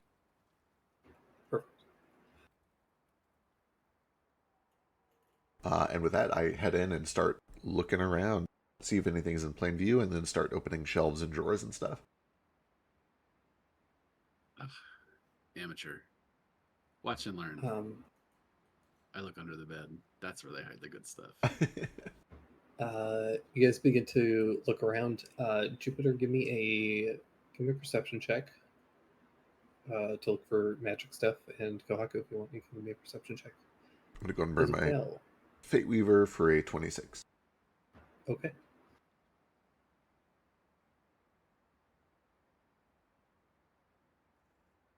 Ian. Possible. I'd like to check the walls for like panels that slide that are hidden. Okay. So looking for secret doors Yeah, and passages, just- that sort of thing. Yeah, just sort of pushing against them and patting. Sure. You can give me a perception or investigation as well. Yeah. 26. All right. Just in the roll order. Kohaku, you take a look under the bed and start kind of snooping around. A lot of what you find is fairly like standard stuff. You find a couple of little boxes filled with clothes and other basic amenities that you would find in a bedroom and kind of like office space. None of it seems immediately like strange. You don't find like a severed head or something like truly astounding or anything. There's a bunch of books and papers and stuff, and it's all things that'll take you like a while to start going through before you really find out whether or not they're strange or not. I grab a random book and stand up and hold it over my head and say, "Aha! His personal journal." I've Find cracked the case. As you Actually, I don't know it. I think actually this one's about flower arranging. It could be hidden in there. True. as you hold up what is actually a personal journal, Jupiter, you clock that it is magic. Oh, Kawaku, careful with that thing. It's magic, some sort. What sort? Yeah, do I get a school? Evocation. Not the good kind, possibly dangerous. Okay, I want to. Yeah. That seems like it could be trapped. How does Well, then one I toss trap it to a you. book? It's open in the air and explodes. Evocation is a tricky one. It could be anything from making a sound to healing to making a fireball. But suffice to say, it's one of the most volatile schools. Hang on. Let me actually It's see rather what's gonna wide. happen here. This is not a bow attack. I'm just testing. Oh dang. Okay, yeah, I do toss it to you then, Hey, excellent. I'll catch it. and it doesn't fly around and slam into a bookshelf or something. Perfect. Yeah. I will set it aside for now. Once my detect magic is gone is when I'll probably start actually like studying it to figure out what it is before we open. All right. So you're just kind of doing a scan, trying to mark off as many things that you can spot as magical. Correct, exactly. I've only got it for 10 minutes, so I want to identify what is magic first, and then once the spell ends is when I'll start actually like studying them. Perfect. You're able to start sifting through the room pretty quickly and very thoroughly. You do find a handful of other objects that do appear to be magical. A couple of them you're able to clock pretty quickly as fairly like, oh, this is like a mundane thing for a rich person to have, like Right, a light that can magically turn on and off and that sort of thing. right. Oh, is it clap on? That being said, you do find a couple of other things. There's a couple of two lockboxes that appear to be magical. And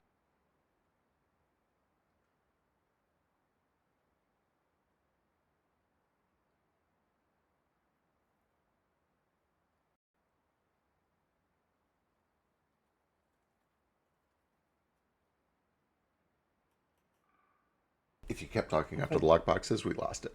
no, I'm sorry. Gotcha. Double checking anything. You find a handful of like clothing that is magical. Ooh, probably glamored. We'll set those aside. And the other thing that you find is that there is also a kind of like on a kind of like a mannequin in one corner is a set of armor that does appear to be magical. Excellent, excellent.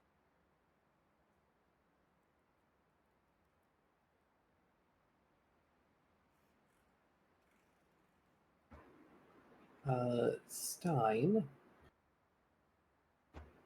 uh, with the 25, 26, you sift through the kind of like running your hand along the walls, kind of tapping, trying to figure out if there's any sort of like hidden compartments or anything like that. Um, you do end up coming across a couple of floor panels that can be removed. Better check if these are trapped before I move them. Sure, give me an investigation check. Investigation is terrible, but here we go. Or Arcana if you're looking for like magical traps.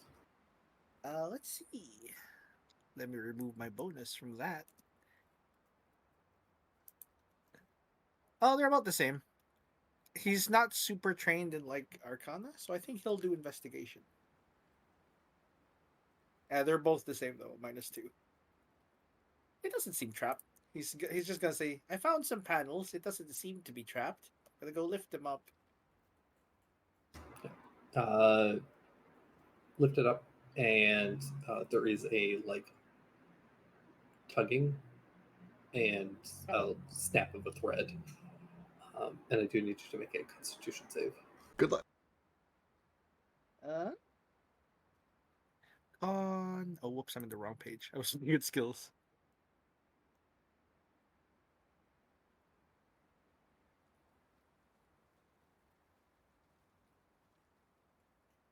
You take 19 points of poison damage, and you feel your body suddenly get very like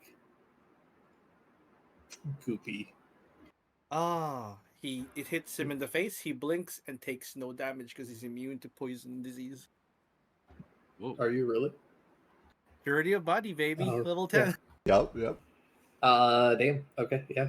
You take no damage, and you are you immune to poison damage and the condition, or just Yeah, it just says immune to disease and poison.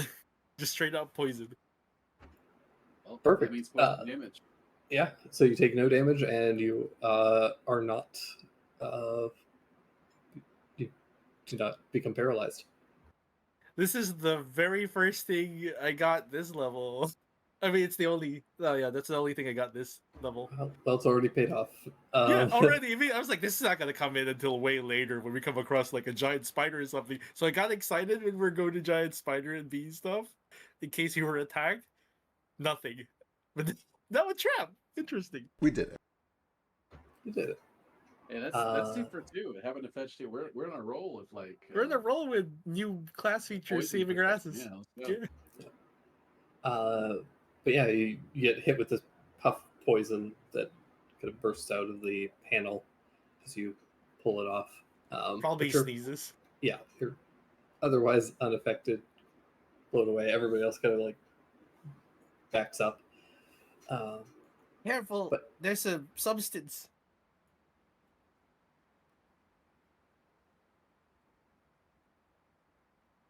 To get like a weird discolored goo on his face. It's more just like a puff of like a strange dust. Oh. So you have to Oh. kind of like wipe it off later. But Does anyone have a towel? inside, you can see that there's a space where something would have been stored here, and it seems to have been removed at some point.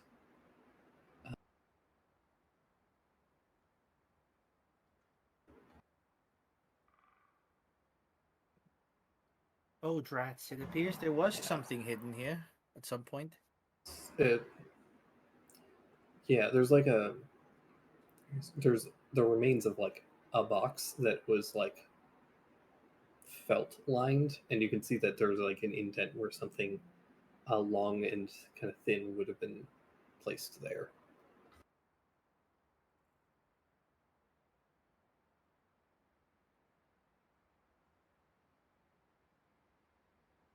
Whatever it was, he must have got it out ahead of time, maybe before the attack.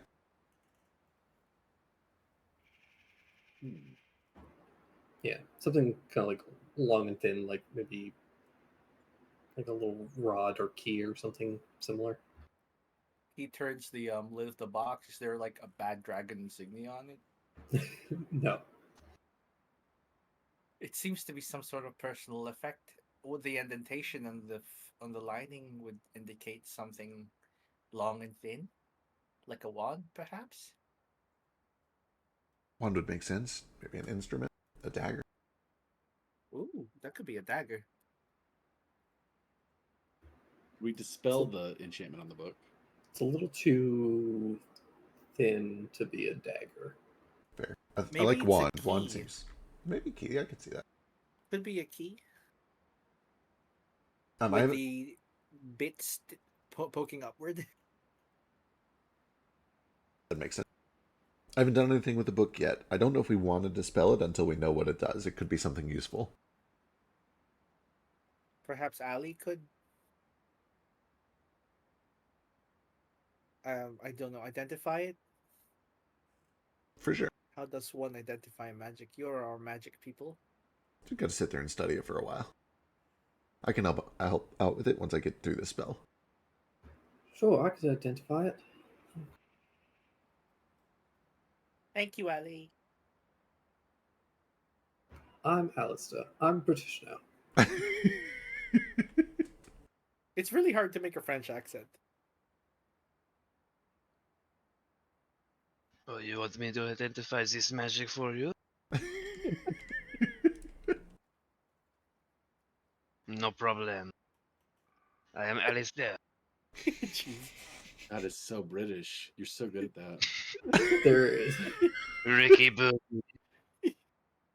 Alistair will cast Identify on the book, the journal, and tell you guys that it appears to have a some kind of a ward.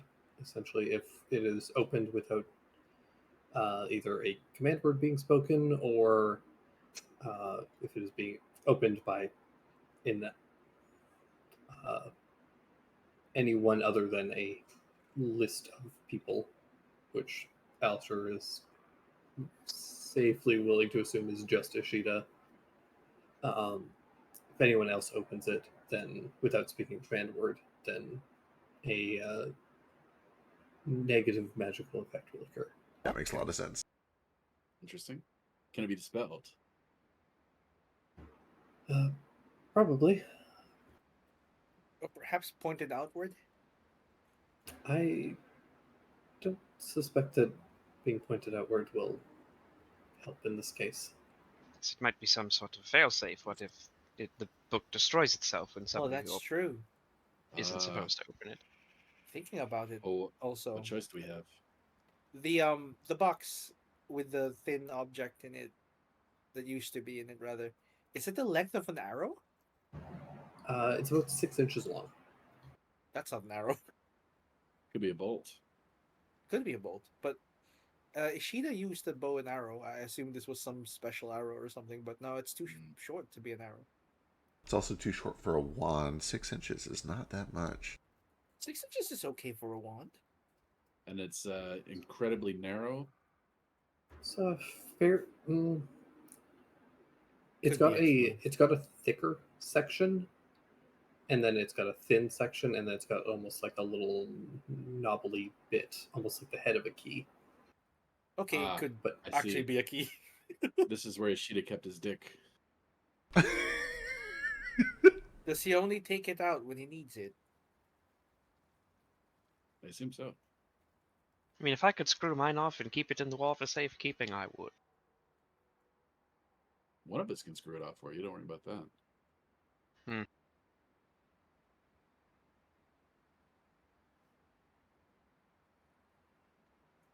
Well, don't let's let that hang. Now it's awkward. No, I agree. It's probably a key. But what to? The vault? It might have been. Well, We checked his Unfortunate- belongings, or no, we didn't get a chance to, right? He's we swallowed may up by the need- earth, I think. No, his body was expelled with ours when I we see. were So we did- pushed away. We did collect Oh. his belongings then. I think so because you have his head, if I recall. I can't remember And that one. the amount of willpower it took me to not whip it out in front of Tomo and Tama earlier was staggering. And honestly, I should be applauded for it. Thank you. That looks kind of like a chisel. A chisel, yeah, that's what I was thinking too. Or Or a like- file. Right? File, yeah. Chisel or file. Or a small paddle for fairies. Or an immersion blender. A what? Or Oh, Sabine. the thing with you hold with your hand. These are all things we hold with our hands. Who's the smartest among you? Alistair. Alistair. Not counting Alistair, who's not here, I've Oh, and got therefore 8. doesn't get to participate in anything ever again. Would that be either Jupiter or Kohaku? Probably. Uh, I feel honey, like Kohaku. int is my dump stat. And Okay. I have failed this character if I have not made that perfectly. Yeah. It's no, you probably keep saying Alistair. he's educated. Somebody, Well, he can is, give me, that's true. somebody can give me an investigation check or an insight check. Oh, I'm I can do great at insight. I'm amazing. It's my best thing. Do you want I'm just better one, or at can we all pitch this at? One of you collectively assigned. Oh my Crap. Damn, goodness. nope. Jupiter, all right, damn. Guys, it's the thing I'm good at. Jupiter, Those are also you good. you start to consider like Ishida's connections, and there's something about this box that strikes you as familiar.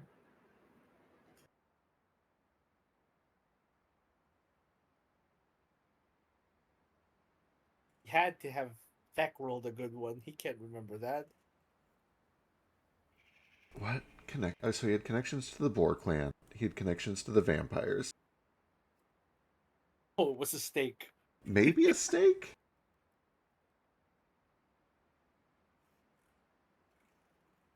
It's too flat in the end to be a steak, don't you think?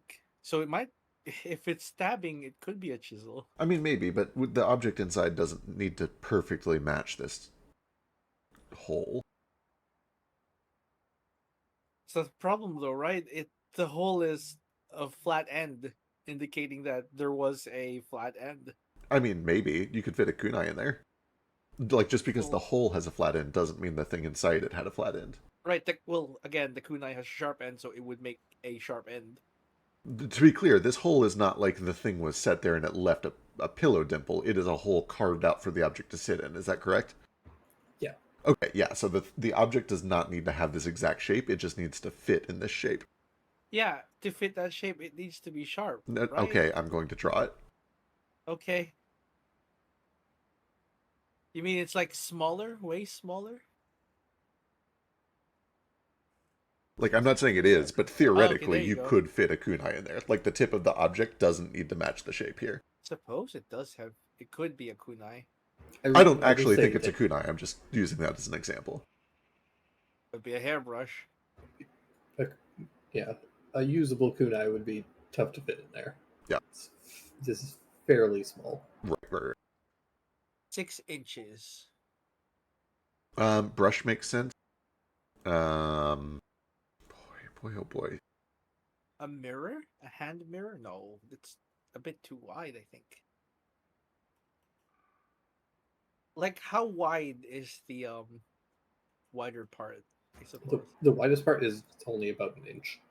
Yeah, that can't be a mirror. We've also been looking at it left to right. This, like, the wide part could be the handle. It could be, like, a lockpick or something like that. That'd be way too big for a lockpick, but you get the idea. A toothbrush. A toothbrush, exactly. It like the big part could be the handle. An electric toothbrush. That's what he kept it. I would be such an asshole if this was just a toothbrush. This is just where he was keeping his toothbrush. Yeah, Stein wasn't there for the whole Ishida thing, so he's not sure what this could be.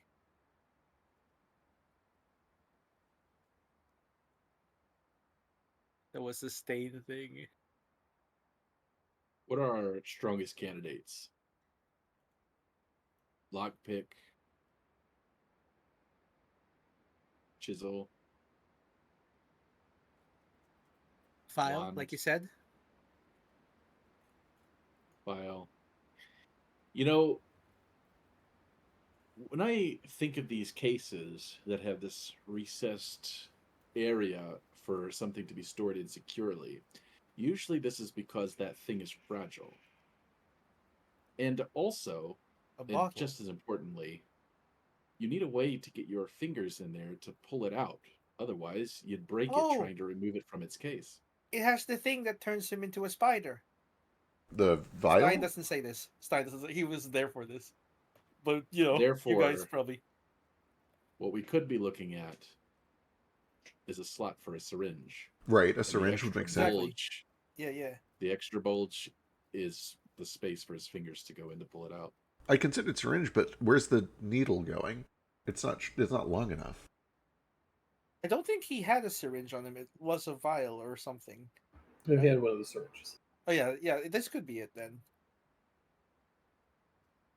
Yeah, and the needle could just be added in later, because that one isn't fragile. I don't know enough out of character how old-fashioned syringes work. Can you just temporarily remove the needle? I think some of them you could probably. I think all of them you could. The needle would screw on and screw off. That way you Yeah. could clean it between, like keep the same syringe but change I don't know what needles. old-timey Yeah. ones had, though. Uh, that would make sense. I can also consult the stars here, but in a much more expensive way. If we can't figure anything else out, maybe let's keep looking at the other stuff. I don't have it written on my sheet, so I'm not going to just be like, oh yeah, I probably have one of these. But I know Shisha spent a lot of time looking at these needles and stuff, the ones that we found on like Bono and Giuseppe and everybody else. Does that seem like a reasonable bet that this might be one of those? I mean, I'm pretty sure she has one on him if you wanted to like try Yeah. and fit it in I there. remember you picking one Yeah, up. but I wanted you to tell me that I had one on me reasonably. You do. Okay. I remember you Yeah, grabbing picking one up. them. Yeah, I was pretty sure I'd been like collecting them and looking at them and stuff, but cool. I I have will like write a it down. collection of used syringes. I'll write I can it look at. down on my sheet to make sure that I know I have at least one of these on hand. But yeah, does it fit? It does kind of fit if you take the needle off without the needle portion and you pull the depressor out. It does kind of fit. It fits awkwardly though. Like it fits if you force it a little bit. Oh, I thought I was so smart. I like it though. Good thinking. It was very good thinking. Seemed like it too. Still, I think part of the logic stands. We should be thinking about an object that is somewhat fragile and or precious and well, not too precious because it was hidden under his bed and the thing was unlocked. Or was it? It was in the floorboards. Yeah, something somewhat fragile. A very thin and small champagne flute. I feel like it's Oh, some that's sort so of fancy. something like a potion bottle, you know? The less champagne you can fit in your glass, the more fancy it is. It's not how it works. I'm pretty sure I learned that from Alistair, yeah. Oh, it's a Mervein thing. Oh! No, wait. Yeah? I was thinking tuning fork, but I think that's too advanced for all of us. Tuning fork is too advanced? It'd be a small one.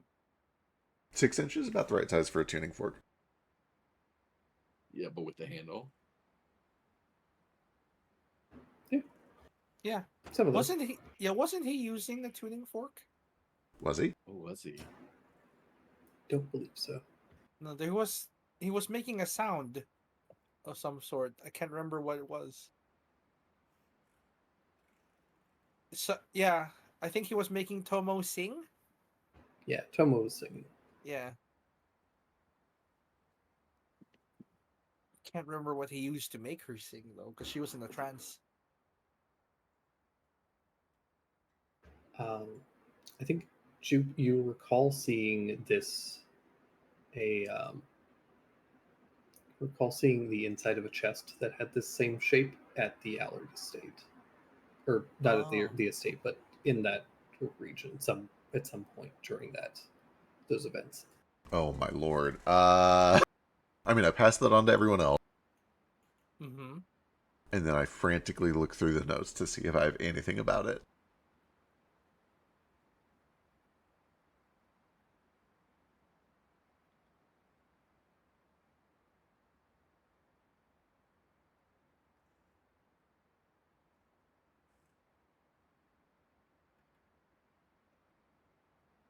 What do you think, Nara? I'm not sure. What you thinking about? Um, It's like your future and stuff, and like maybe Nara, could you do my some future. hunter? Some hunter stuff and lick it? I don't know. oh, hunter gatherer, the solution. Yeah, hunter gatherer the solution. Use survival. What do you think of Kohaku's future, Nara?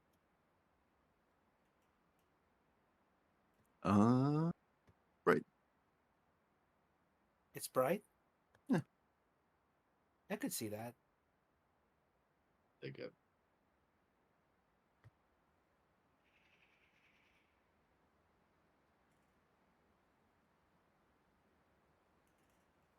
We should bring Creature back to life. How so? Well, he was undead to begin with, so there must be a good way. Yeah, Victor Stein had notes. I think Victor Stein did to begin with. Regretted immediately and started hunting him down. Kind of a tiny bit of a dick move, but also I feel like we dropped the ball for Creature. I feel like we should have tried pretty. to bring him back. Yeah, well, To be fair, he he didn't help the situation, but Yes, Creature just wanted to live. he did want to live, yeah. But he was also very vengeful.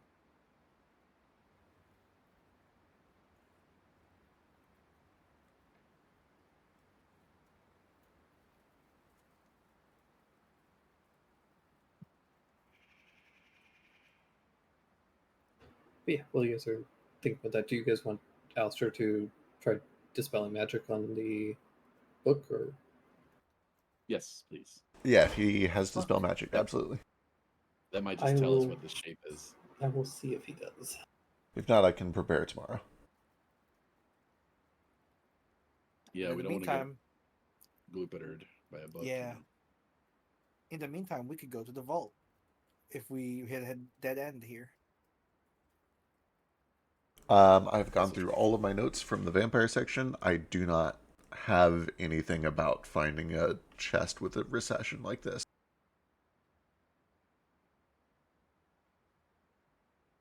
Yeah, I feel like I would have remembered something like this. Same. The Can I vague- roll for another hint? My Sure. okay, I my got a- vague thought. I got a 30 on my hint check. Yeah, I My gave you vague- your hints. That's beatable. my vague thought of this is it's the vampire solution, the thing that turned Giuseppe Right, to right, the syringe. It's different though because there's another syringe that turns things into Onis. Right? It's all the same. They're all the The- same. Well, it's the same syringe. Oh, I It's guess just- they'd all be using the same syringe, it's just a different formula inside. That doesn't seem like good hygiene. Well, I don't think they're sharing the needles. Hopefully, I They're guess that not. is the syringe. I don't. What do you call the not syringe part? The canister? No, I think it is a syringe, Not- and the the whole thing needle's is just a- called a needle. Yeah, I guess maybe I don't know. Hyperbolic needle. Hypodermic. Hypodermic. Hyperbolic is the Dragon Hy- Ball Z. Yeah, syringe. that's why he said it. The hyperbolic needle.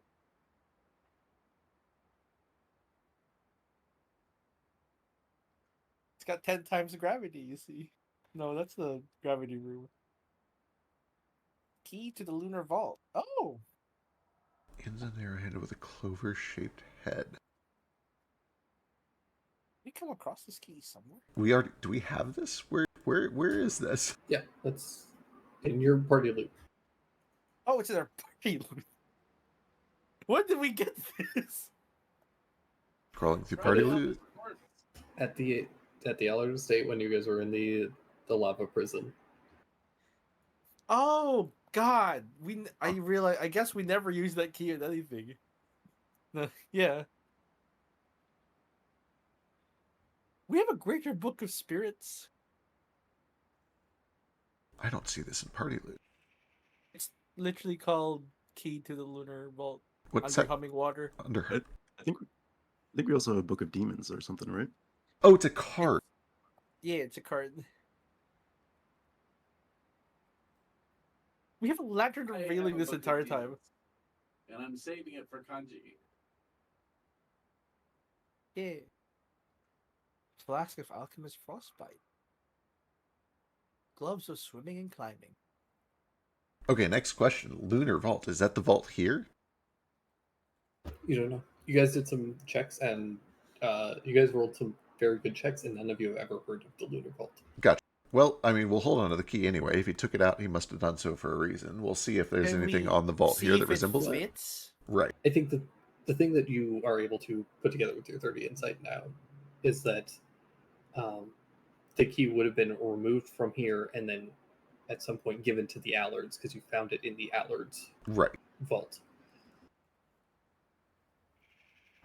So it was clearly used as some sort of bargaining chip or in exchange for something. We also, Lunar Vault sounds like the temple that was opened during the weird lunar event that the witch went into to get the finger.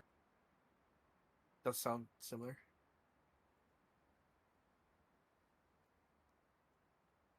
We have a storm tuning fork in here. So yeah, we know what a tuning fork is.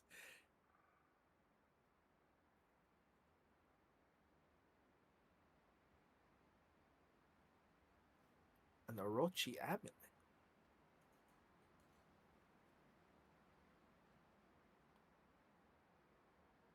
Okay, trying to draw connections.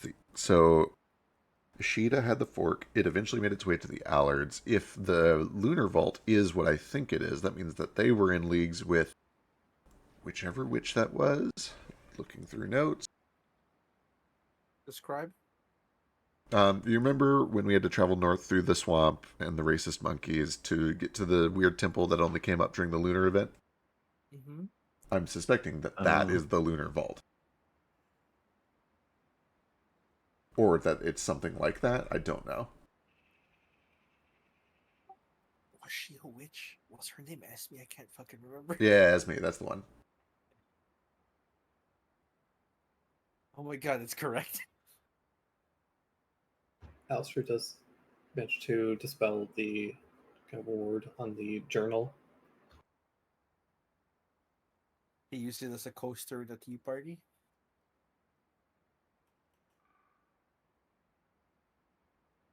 And the little dark rings dispels the magic.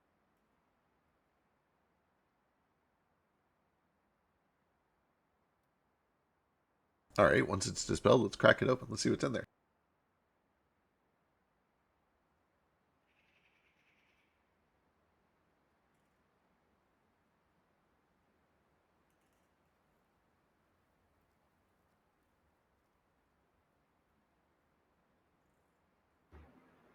He cracks it open, and see, there are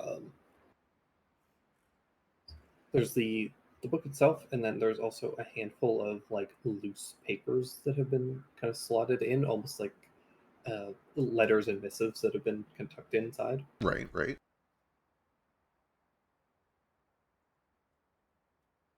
There are a handful of letters that are from Ichiro to both seem to be addressed to both Ishida and Osamu, and they are essentially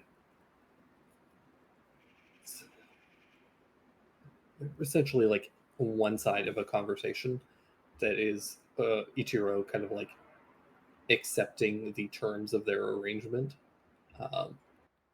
and essentially praising them for seeing reason. Clearly, kind of like accepting their surrender, Right. That makes sense. the supposed surrender, at least. Okay, so here we have some clear evidence that that was all being orchestrated. That could be useful if it becomes a matter of honor. I'd pass that to Kohaku. Yeah.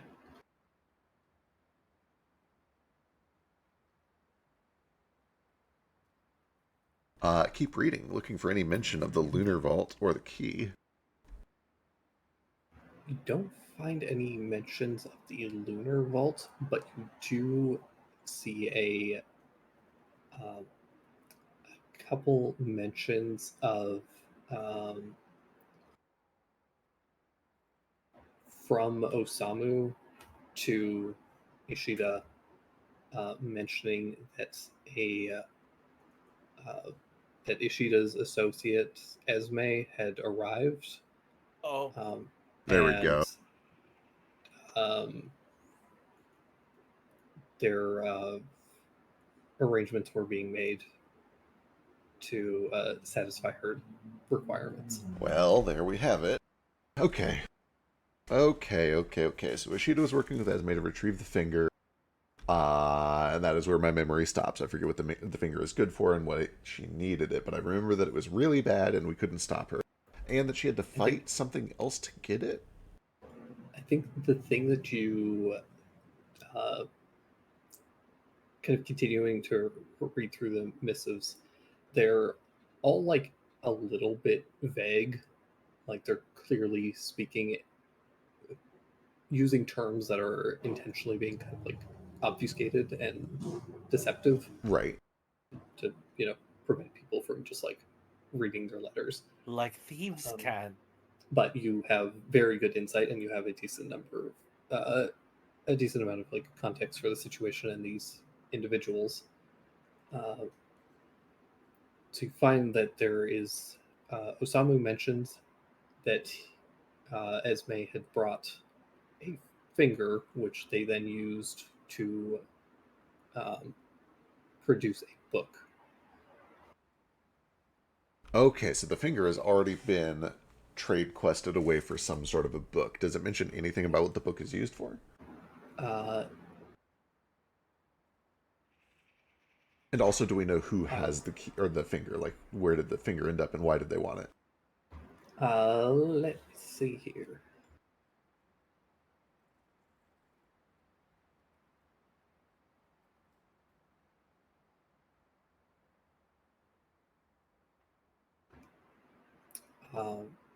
The missive essentially says that Osamu is currently that in exchange for Esme's help in this situation, his part of the bargain was holding onto a book called The Crowned Head of Xanthos. Crowned Head of Xanthos. Crowned Head Xanthos, rather. Oh, gotcha. Crowned Head Xanthos. Don't we know that name? Hang on. Is that a flower? Oh, what a good question. Crowned heads. That sounds like a kind of flower. and he essentially warns Ishida to not touch or read this book should it fall out of Osamu's hands. Oh, it's a book, right? And you guys would recall that when you guys began to investigate Osamu's room, there was a book that you guys got a very strong "Whoa, do not touch this" from. Sorry, where was that book? That was in Osamu's room. Gotcha. Oh. When people started investigating that.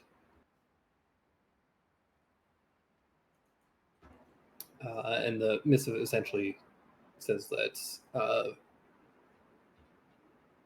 Esme performed a ritual using a finger and some other objects and produced this book, and it was very important for whatever their end of the bargain was, and Osamu had to essentially just hold on to it. Typing. My keyboard's being weird. Why is this happening? Okay.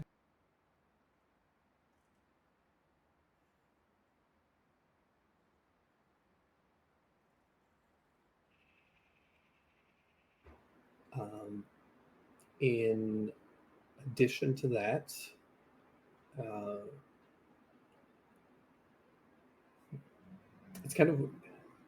it's weird to kind of like read through a lot of these letters because a lot of them are so like they're clearly like missives that have been traded back and forth, so you're only kind of like getting half of a conversation.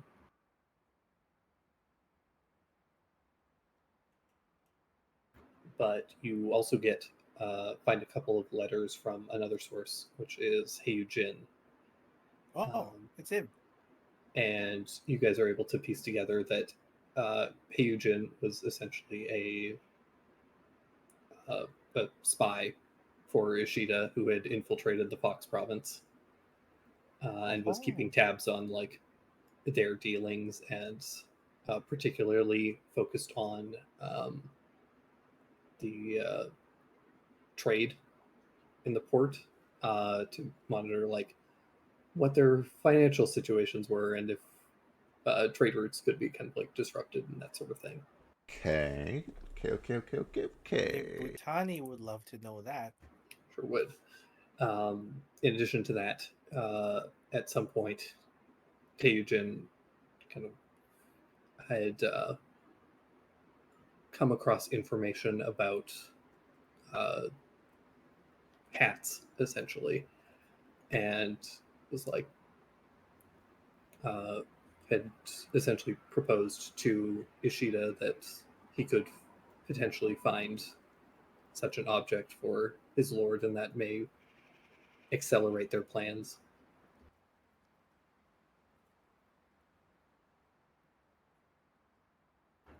And then you get another missive from him that is saying that he had caught the missing rabbit, which you figure is Yokimaru. Yep.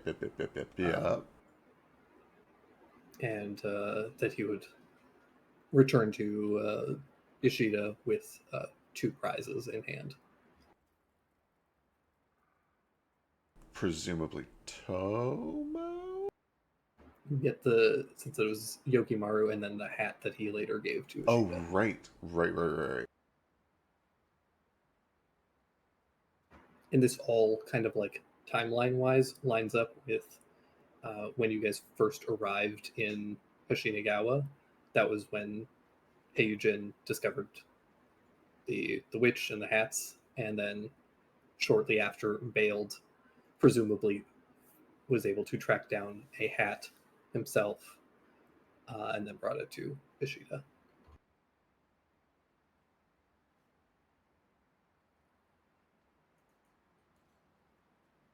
Okay, perfect.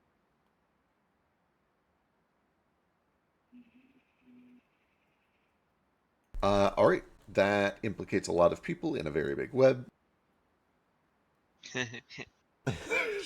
Shut the fuck up. I have to know what the clothing and armor were. And the two Uh, lockboxes.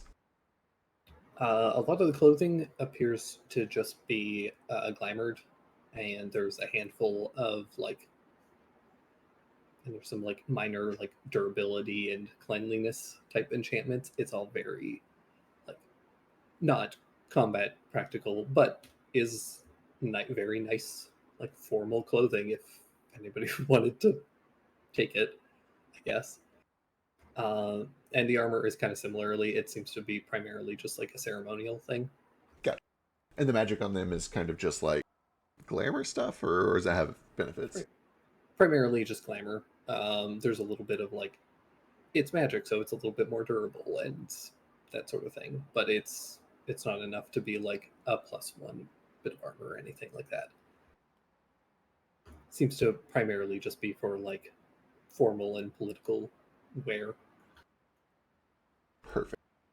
The lockboxes, on the other hand,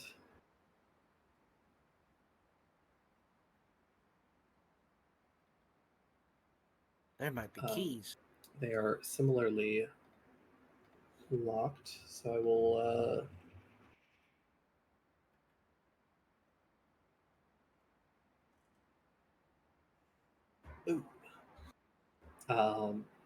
fortunately, Alistair has a little bit of a hard time trying to dispel these last two.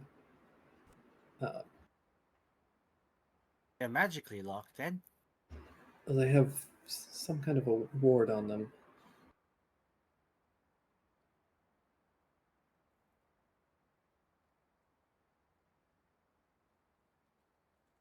Perhaps we'll leave it be for now in case they're dangerous. I think it might be best to imagine that these are also similarly protected. I can prepare to spell in the morning and take another shot at it. Yeah. And I could try and do some more, but if we're gonna go into the vaults, I think we should maybe do that first. Yeah. Save some. I don't think resources. that these are super urgent.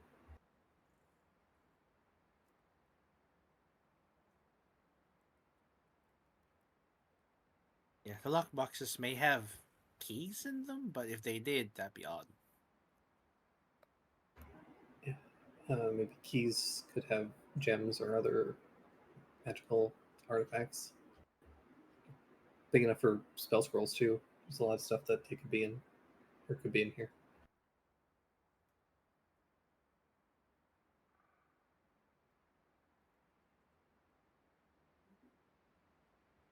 To the vault then.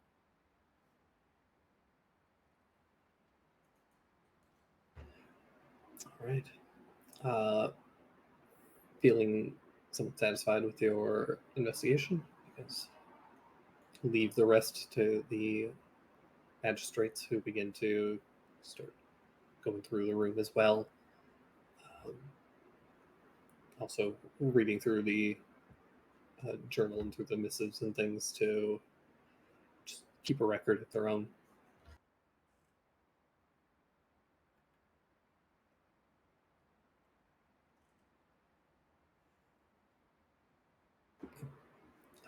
And at that point, you guys are able to meet up with Toma, who will take you down to the vault.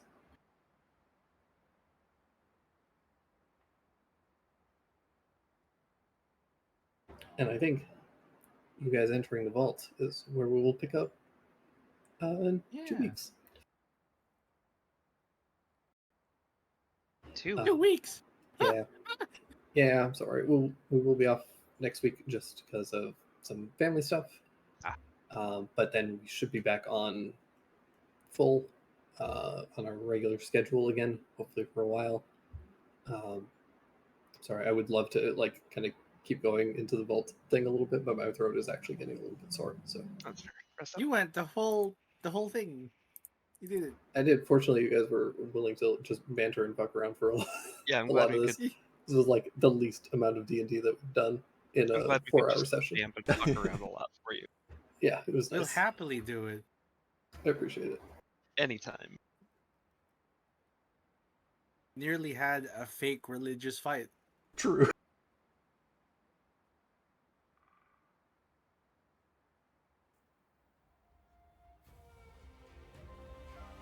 could just open those lockboxes. What's the very worst that could happen? The stuff inside them.